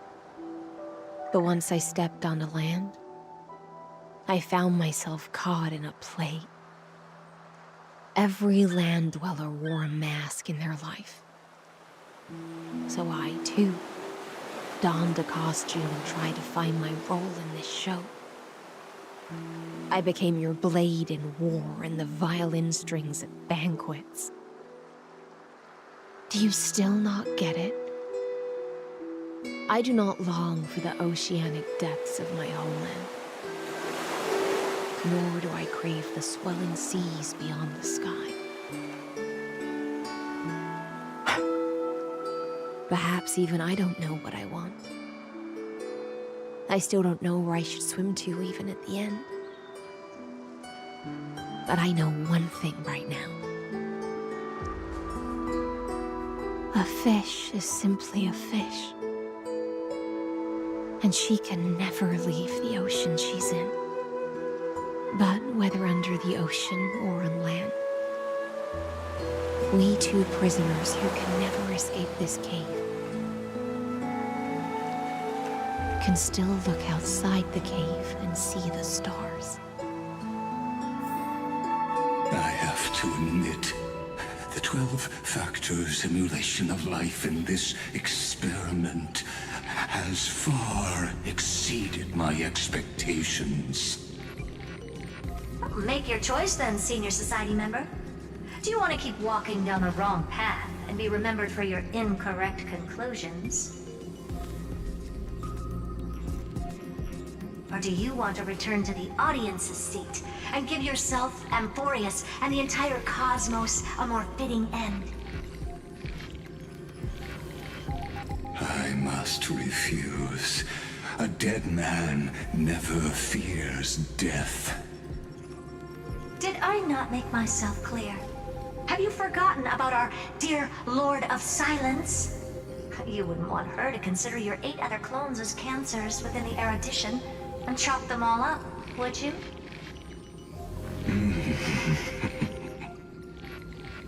Your logical deductions are vastly different from mine. Therefore, allow me to provide one more academic recommendation. Listen, my peers. Why don't you look beyond this world, just as the Chrysos heirs did? Re-evaluate your calculations and take into account all enemies in the upcoming war among the Eons. Amphoreus is not a place where 3 paths entangle, but where 3 paths fight to the death. You used Memoria to resist me, but did you not consider the possibility that the Remembrance and their children might have taken this opportunity to join the fray as well?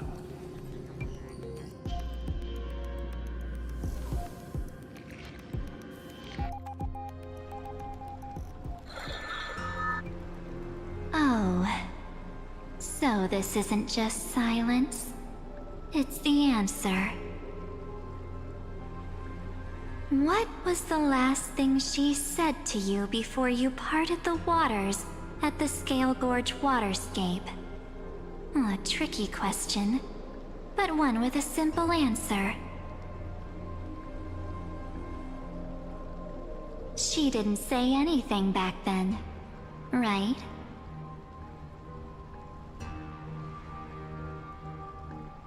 That's correct. And now I'm sure. You are not March 7th. There's no way she would remember that detail.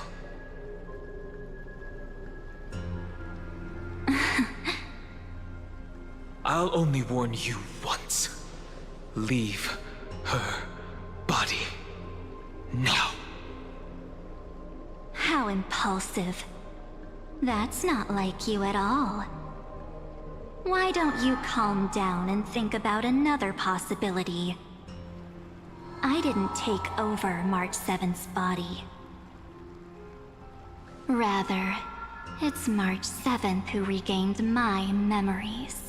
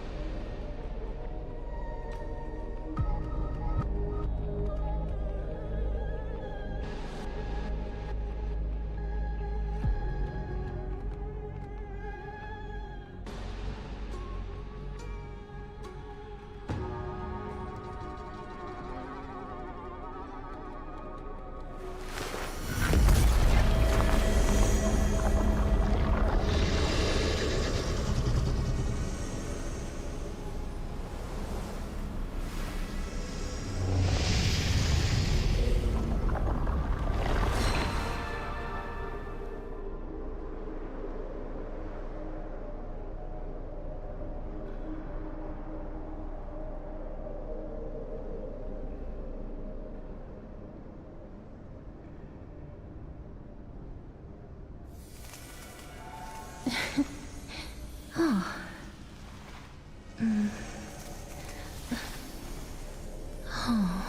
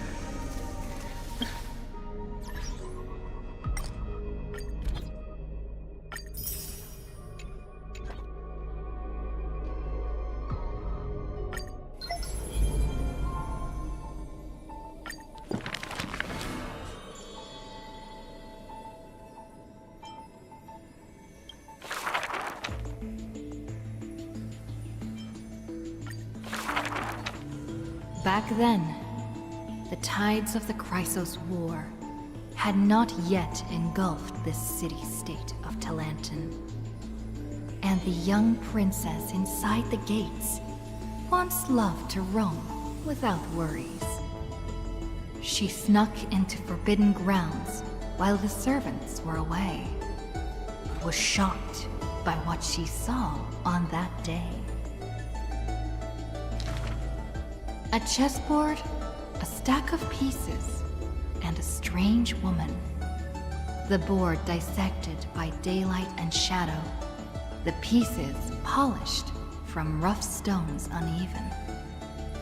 Fancy a game? If you are my match, then I'll call you my friend. The stranger's voice was husky and coarse. If you can beat me, then I'll call you my teacher. The princess proudly retorted. Despite the bravado, the princess had never touched chess. The defeat made her study in earnest, acknowledging the other as a teacher. First, she learned the knights, bishops, rooks, and queen. Then, how to defend, attack, capture, and checkmate.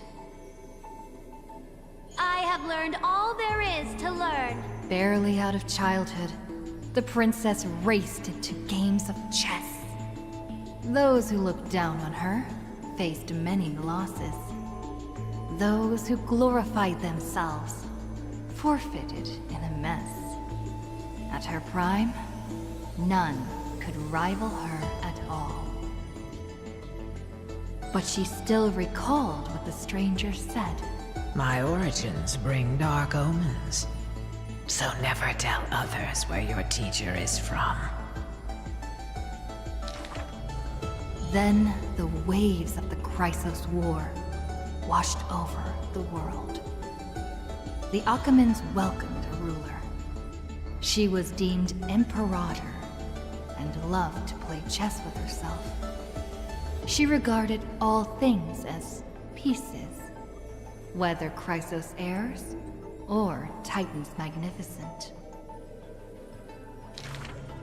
Before every god-slaying campaign, she thought of the stranger from her childhood, as if that woman had always lived in her mind.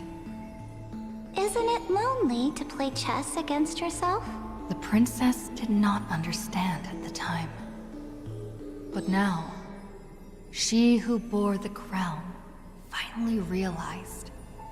The flame chase's beginning was like fuel being tossed onto the fire. And in the unending road of marching banners and war cries, she finally had time to meditate. There were often jesters behind the king, curious about her past in her old city, lost to time. One claimed the Imperator was cruel, executing her own teacher. Another stated the Imperator was biased, learning from an enemy hostage.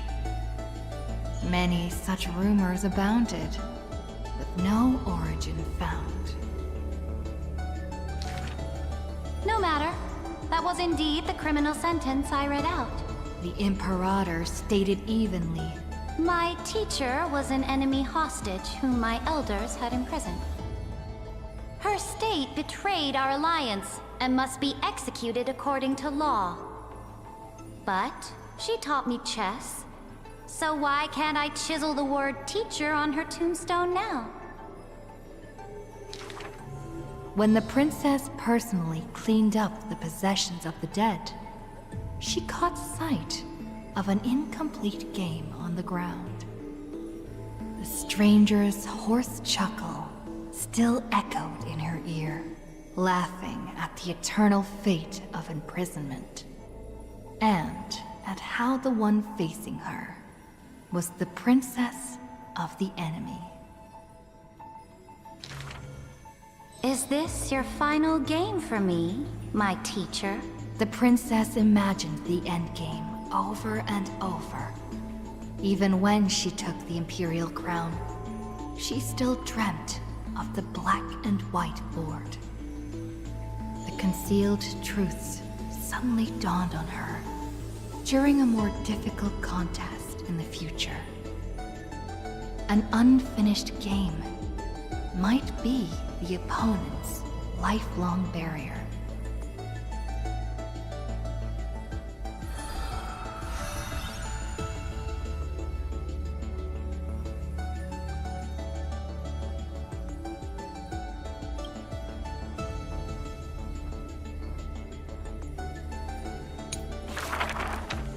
The Imperator's armies stormed into the northern states for the first time, passing through city gates scorched by war.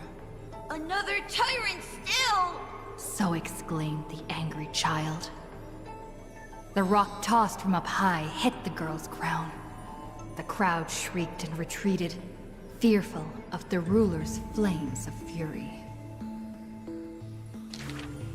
The girl reached out, not to straighten the crown on her head, but to help up the child shivering in dread. I heard in the old laws of this land, whoever assaults the crown shall be punished. But I wear another land's crown. And your old laws should also be abolished.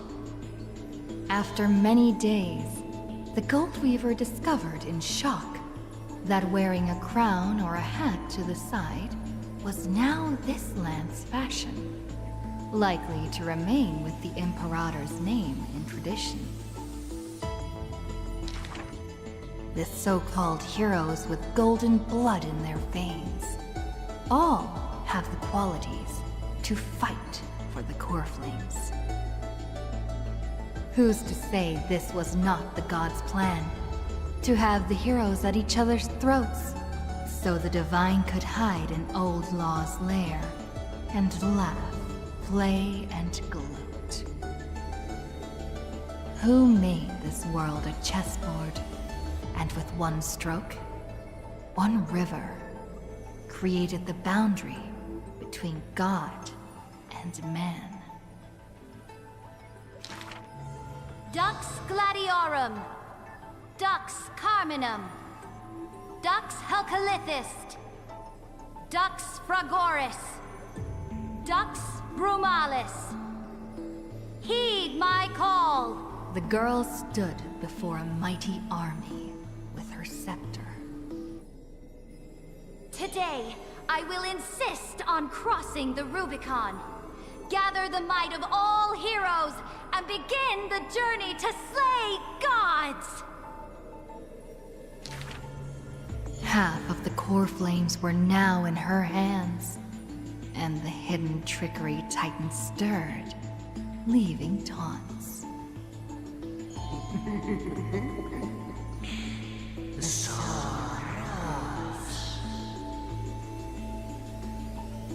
The Imperator summoned the heroes to discuss, finally stopping after much hesitation. As they had already pinned down the bones of Earth's beast, they let that thief live for a bit longer in bliss. The warrior of the fractured blade laughed boldly. Our sovereign is good at open strategies and struggles with trickery. But where is that live fish? The Imperator replied with a chuckle. Her? She probably disliked the scent of cats and submerged herself in the baths. The years spent with her dukes didn't seem too far distant. Yet, only after the end of many wars did the heroes discover how the Imperator's form walked more and more alone. The road of a ruler is a lonely one. One day, we'll only be able to see her retreating form. The Swordmaster of Singing Waves was worried too. When all others had departed in intoxication, The two of them gazed into each other's eyes, towards torrents deeper than their fates, and sank into profound silence. Drink one more cup with me, my dear follower. In the end, the Imperator first broke the silence.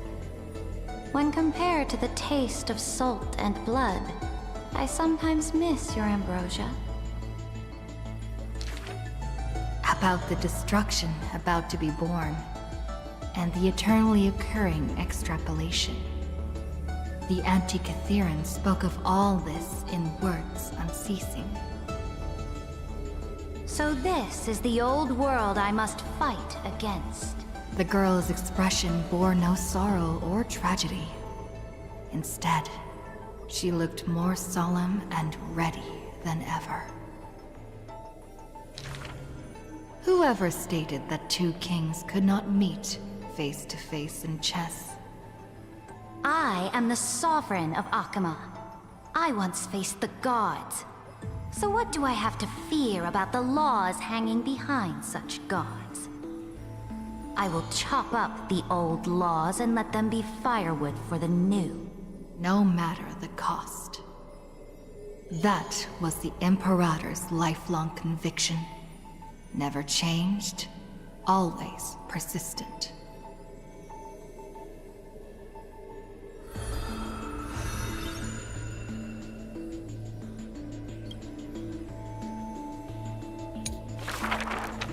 I dreamed that the Imperator's statue stood before the world-wearing altar, her gaze level with that of the gods. Then, blood gushed out from the statue's orifices, and the people, in cheers and elation, washed their hands in that golden blood. The tyrant's life will end with violent death. None will weep, and all will cheer as her statue topples. She will die before the dawn comes. A vengeful aristocrat, one whose title was stripped by the Imperator, thus spoke. We cannot agree with your excessive deeds. You have imprisoned Trebios' split selves, demanding that divine authority regress into the ruler's mouthpiece. We will reveal your future with the prophecy. And tell in truth, your crusade will indeed be a smooth path. Yet in the same breath, we see omens of your death, a demise in an absolute pure darkness. Even so, please excuse us, as our eyes continue to be drawn to your crown's flames. Dux Vitorum. You don't exactly hate that name. In the name of Yanisopoulos' priestess, Holy Maiden, and Oracle, thus spoke the Imperator's Dux Vitorum. Allow me to remind you, your life is now on a countdown with the fall of law, and you will become law. I must confirm, is our deal still going strong? Is the future I promised you more satisfying than the future in the prophecy? Ah, you are as resolute as always. Good. Oh, as ever, this prison of gods, Amphoreus, and all mundane and average worlds need someone like you. A daring ruler. Let us end this despicable extrapolation together. Amphoreus' Theoros, the Imperator's co-conspirator, Lycurgus, thus spoke. The Imperator betrayed the Flame Chase Alliance. And I was the sinner who paved the way for her achievements. Like how a deep-sea fish cannot escape the tide's push and pull. I granted her an end fitting for a tyrant. Her dying smile, gazed towards my tear-swelled eyes. She commanded me to wash away all sins and filth, and return a blinding dawn to the holy city.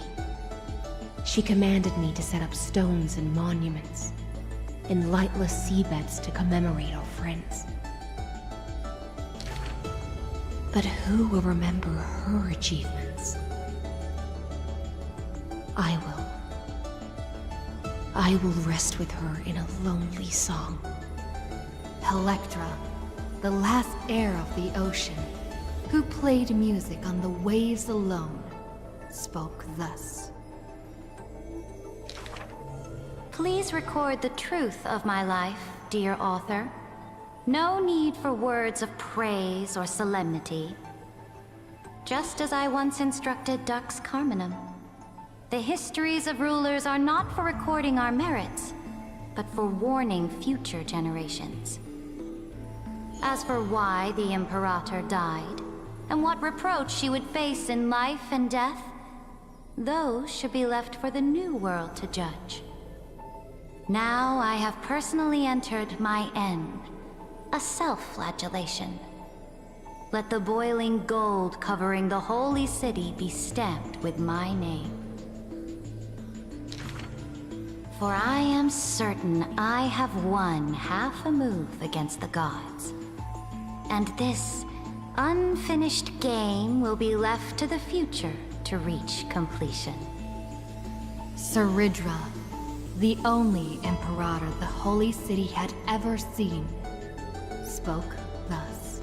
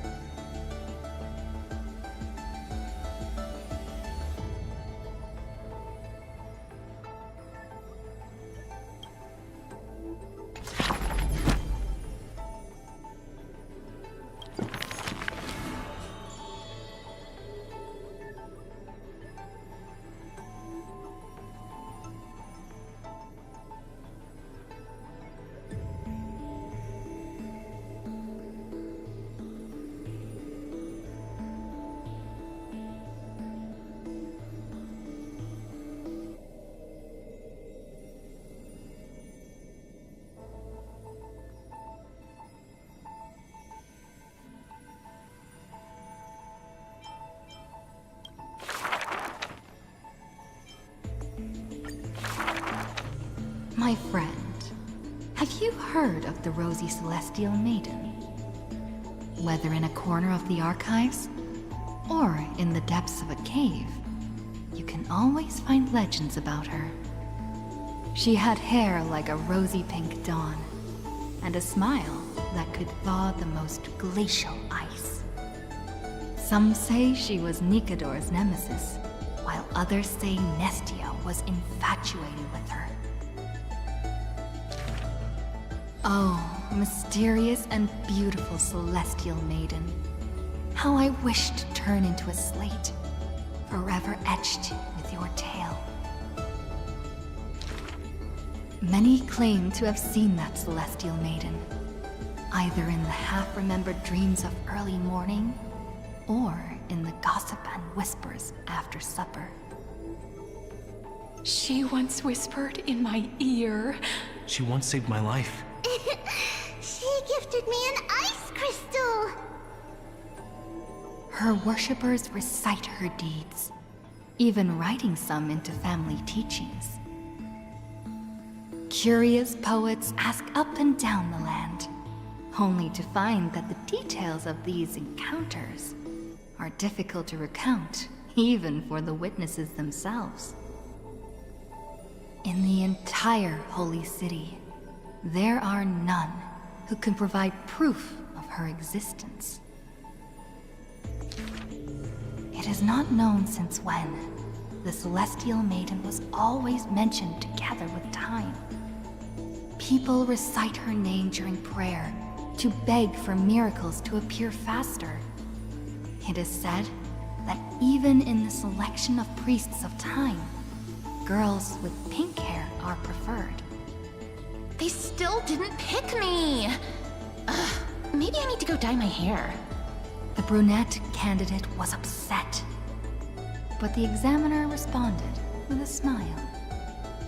Don't forget the Healer of Twilight. Has a head of pink hair? She's a descendant of the sky. Scholars and poets discuss at length the origins of the Rosy Celestial Maiden. But all mothers tell the same tale. That princess came from beyond the sky. Her shooting star, like crystal ice, pierced the fog of the Veil of Evernight. She made friends with the Titan, and whenever the month of Evernight descended, they would meet again. The children loved that tale. Therefore, as the moon turned and shifted phases, the story became true. But someone always questions, unable to read the air. There are no worlds beyond the sky. So how can the Rosy Celestial Maiden come from there? Rosy Celestial Maiden. A world beyond the sky. The reckless adventurer takes out the photostone, claiming it is the true work of the Rosy Celestial Maiden. The citizens laugh at this tale, with few accepting it as true. After all, long before the guests beyond the sky arrived, the legend of the Rosy Celestial Maiden had already covered the world. So, my friend, have you really heard of the Rosy Celestial Maiden?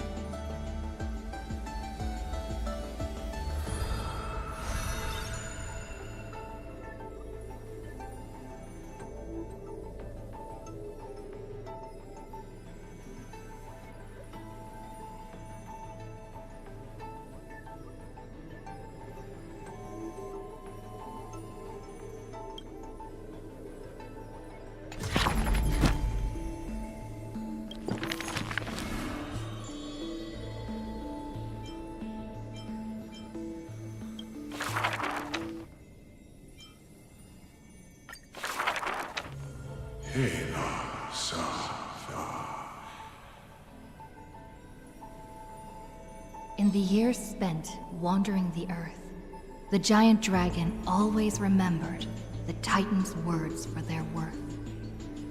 The beast of the land surrounded it in protection, while twisted beings shuffled and roared, and delicate chimeras climbed up its shoulders.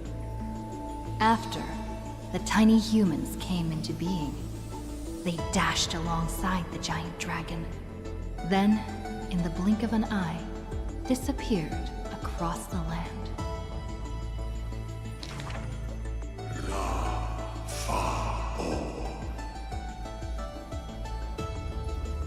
Yet, the deep irises of the giant dragon saddened in gloom. The ancient creature saw, earlier than the Titan did, hidden in the deep ocean, the incoming doom. The giant dragon recalled, at the moment that strife was born, the chalice of plenty sighed, and the heretical tide spread from the seabed. Bearing their bone-gnawing pain and agony, Georios tightened every fiber in their body, no longer hearing the call of their creations clearly.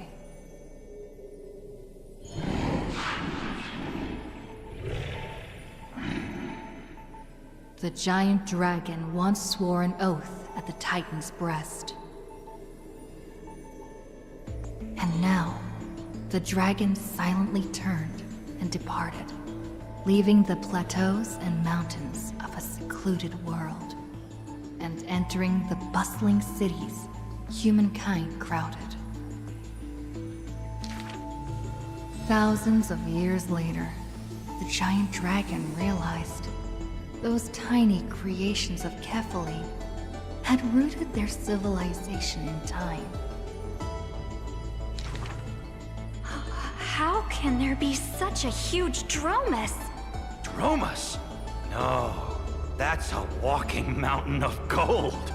Curious residents were amazed at its appearance, while greedy brokers calculated its value.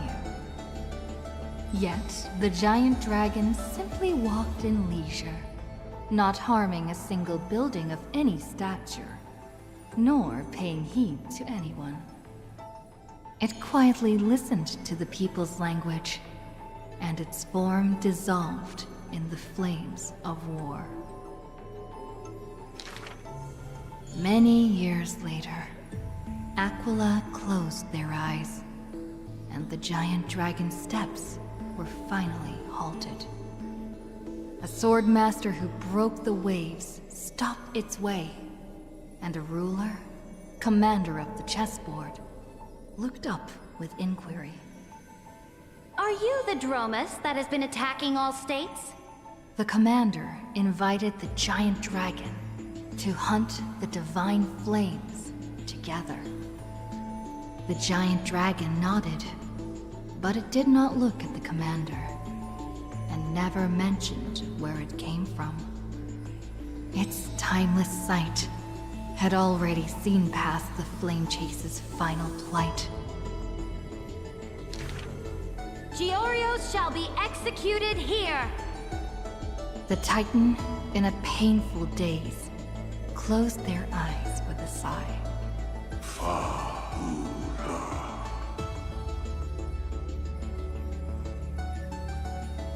Suddenly, the mountains shook and the land cracked. The wounds dealt by the Black Tide, once mended by the Titan, now tore the land apart again. The calamity of lands asunder. Who should shoulder such a duty? The giant dragon sunk into the earth in answer. For the earth was the breast of Georios, and the dragon's birthplace. And from that day forth, Amphoreus had a new legend of how a giant dragon collected the broken lands and once again made the earth whole.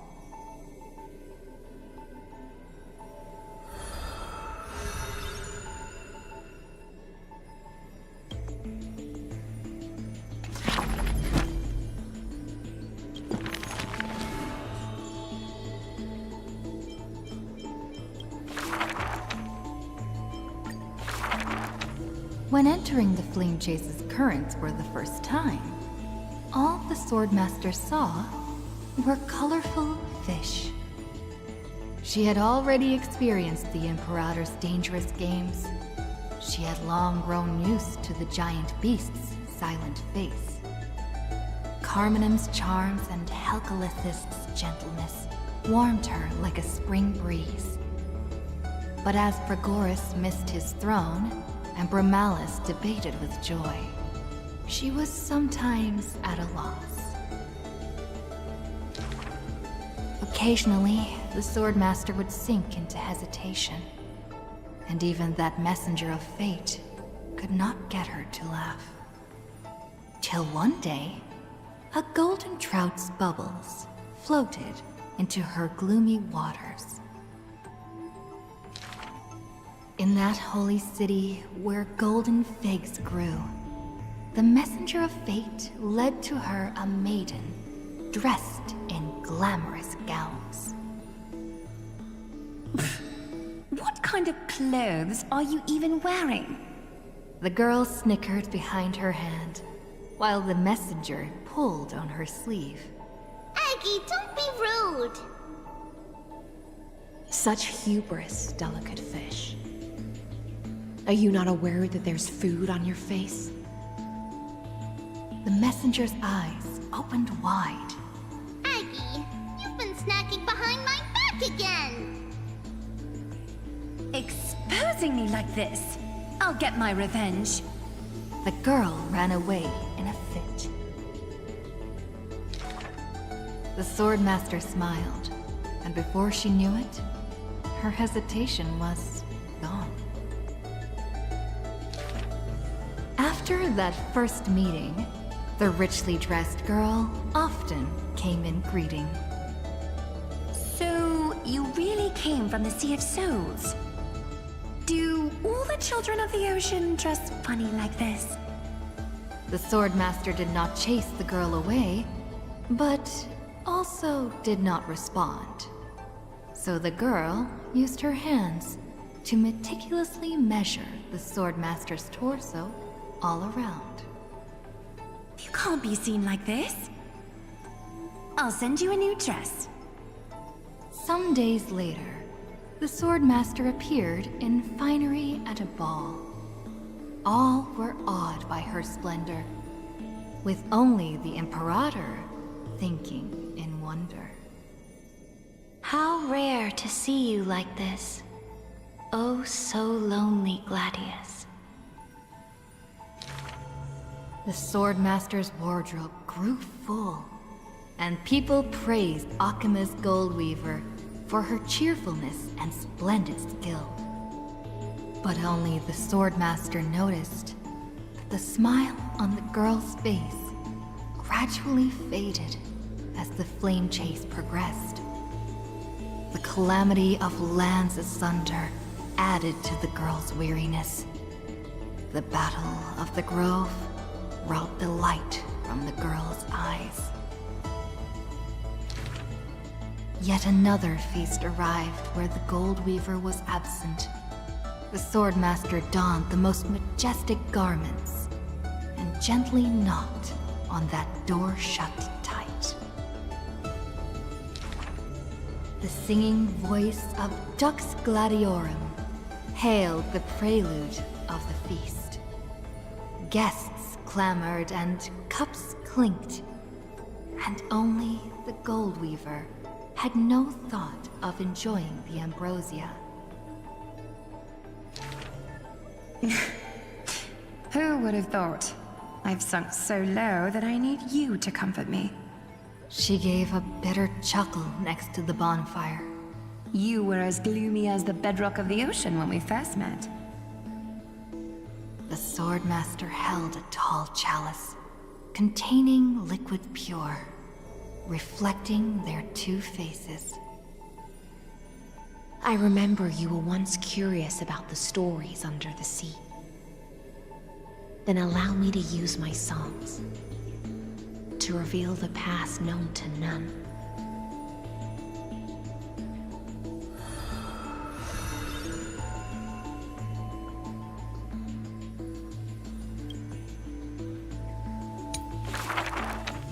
In the depths of the Sea of Souls was a kingdom of dancing ghosts. Its residents all had melodious voices, and music enveloped every ocean current.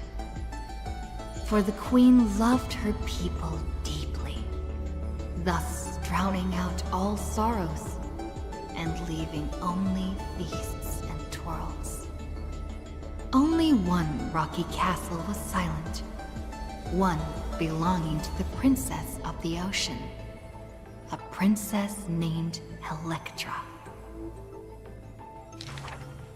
Were a monster of the depths to invade, the princess would raise her sword to engage. The people always rang her triumphs before she returned, for her swordsmanship was superb, never suffering defeat. Princess!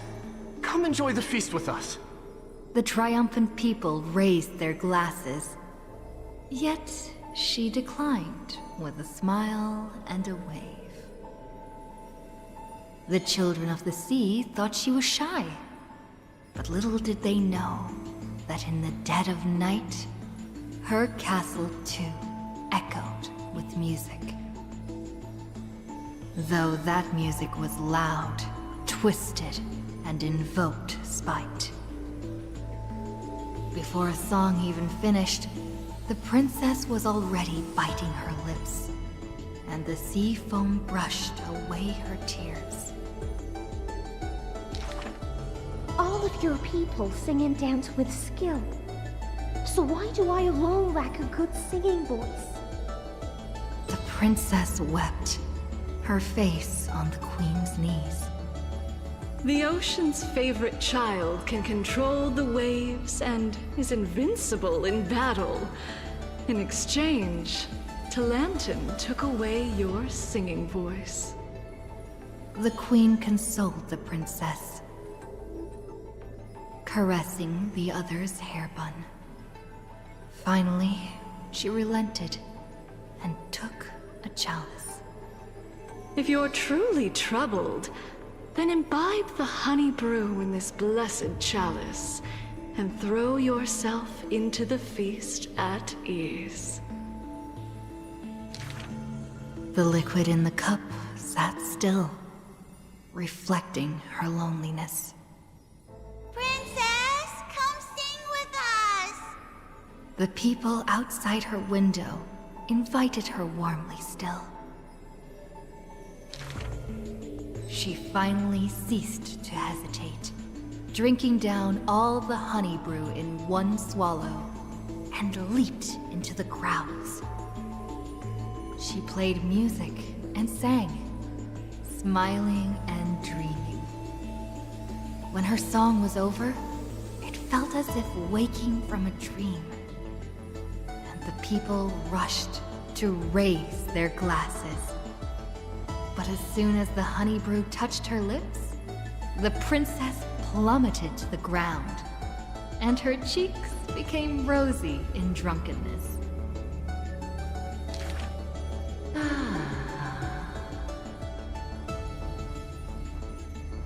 The whispers of the ocean filled her ears as the princess fell drunk again and again at the prelude of a feast. Seems like you still have not been able to get rid of that curse. The gold weaver softly took the cup away from her hand. If you want to enjoy yourself to the fullest, then leave this honey brew till the very end. She smiled, then tilted the cup towards the gold weaver's lips. Even if one is burdened with imperfections, I beg you to remember not to refuse that sip filled with fantasy and dreams.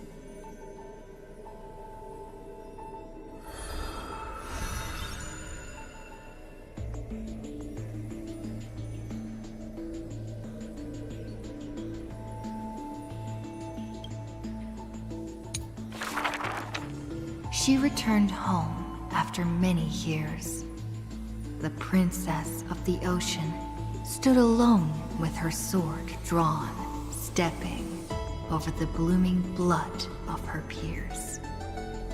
Before her, the creator of the sea sirens and the mother goddess of feasts was already sinking into the drunkenness of imminent death.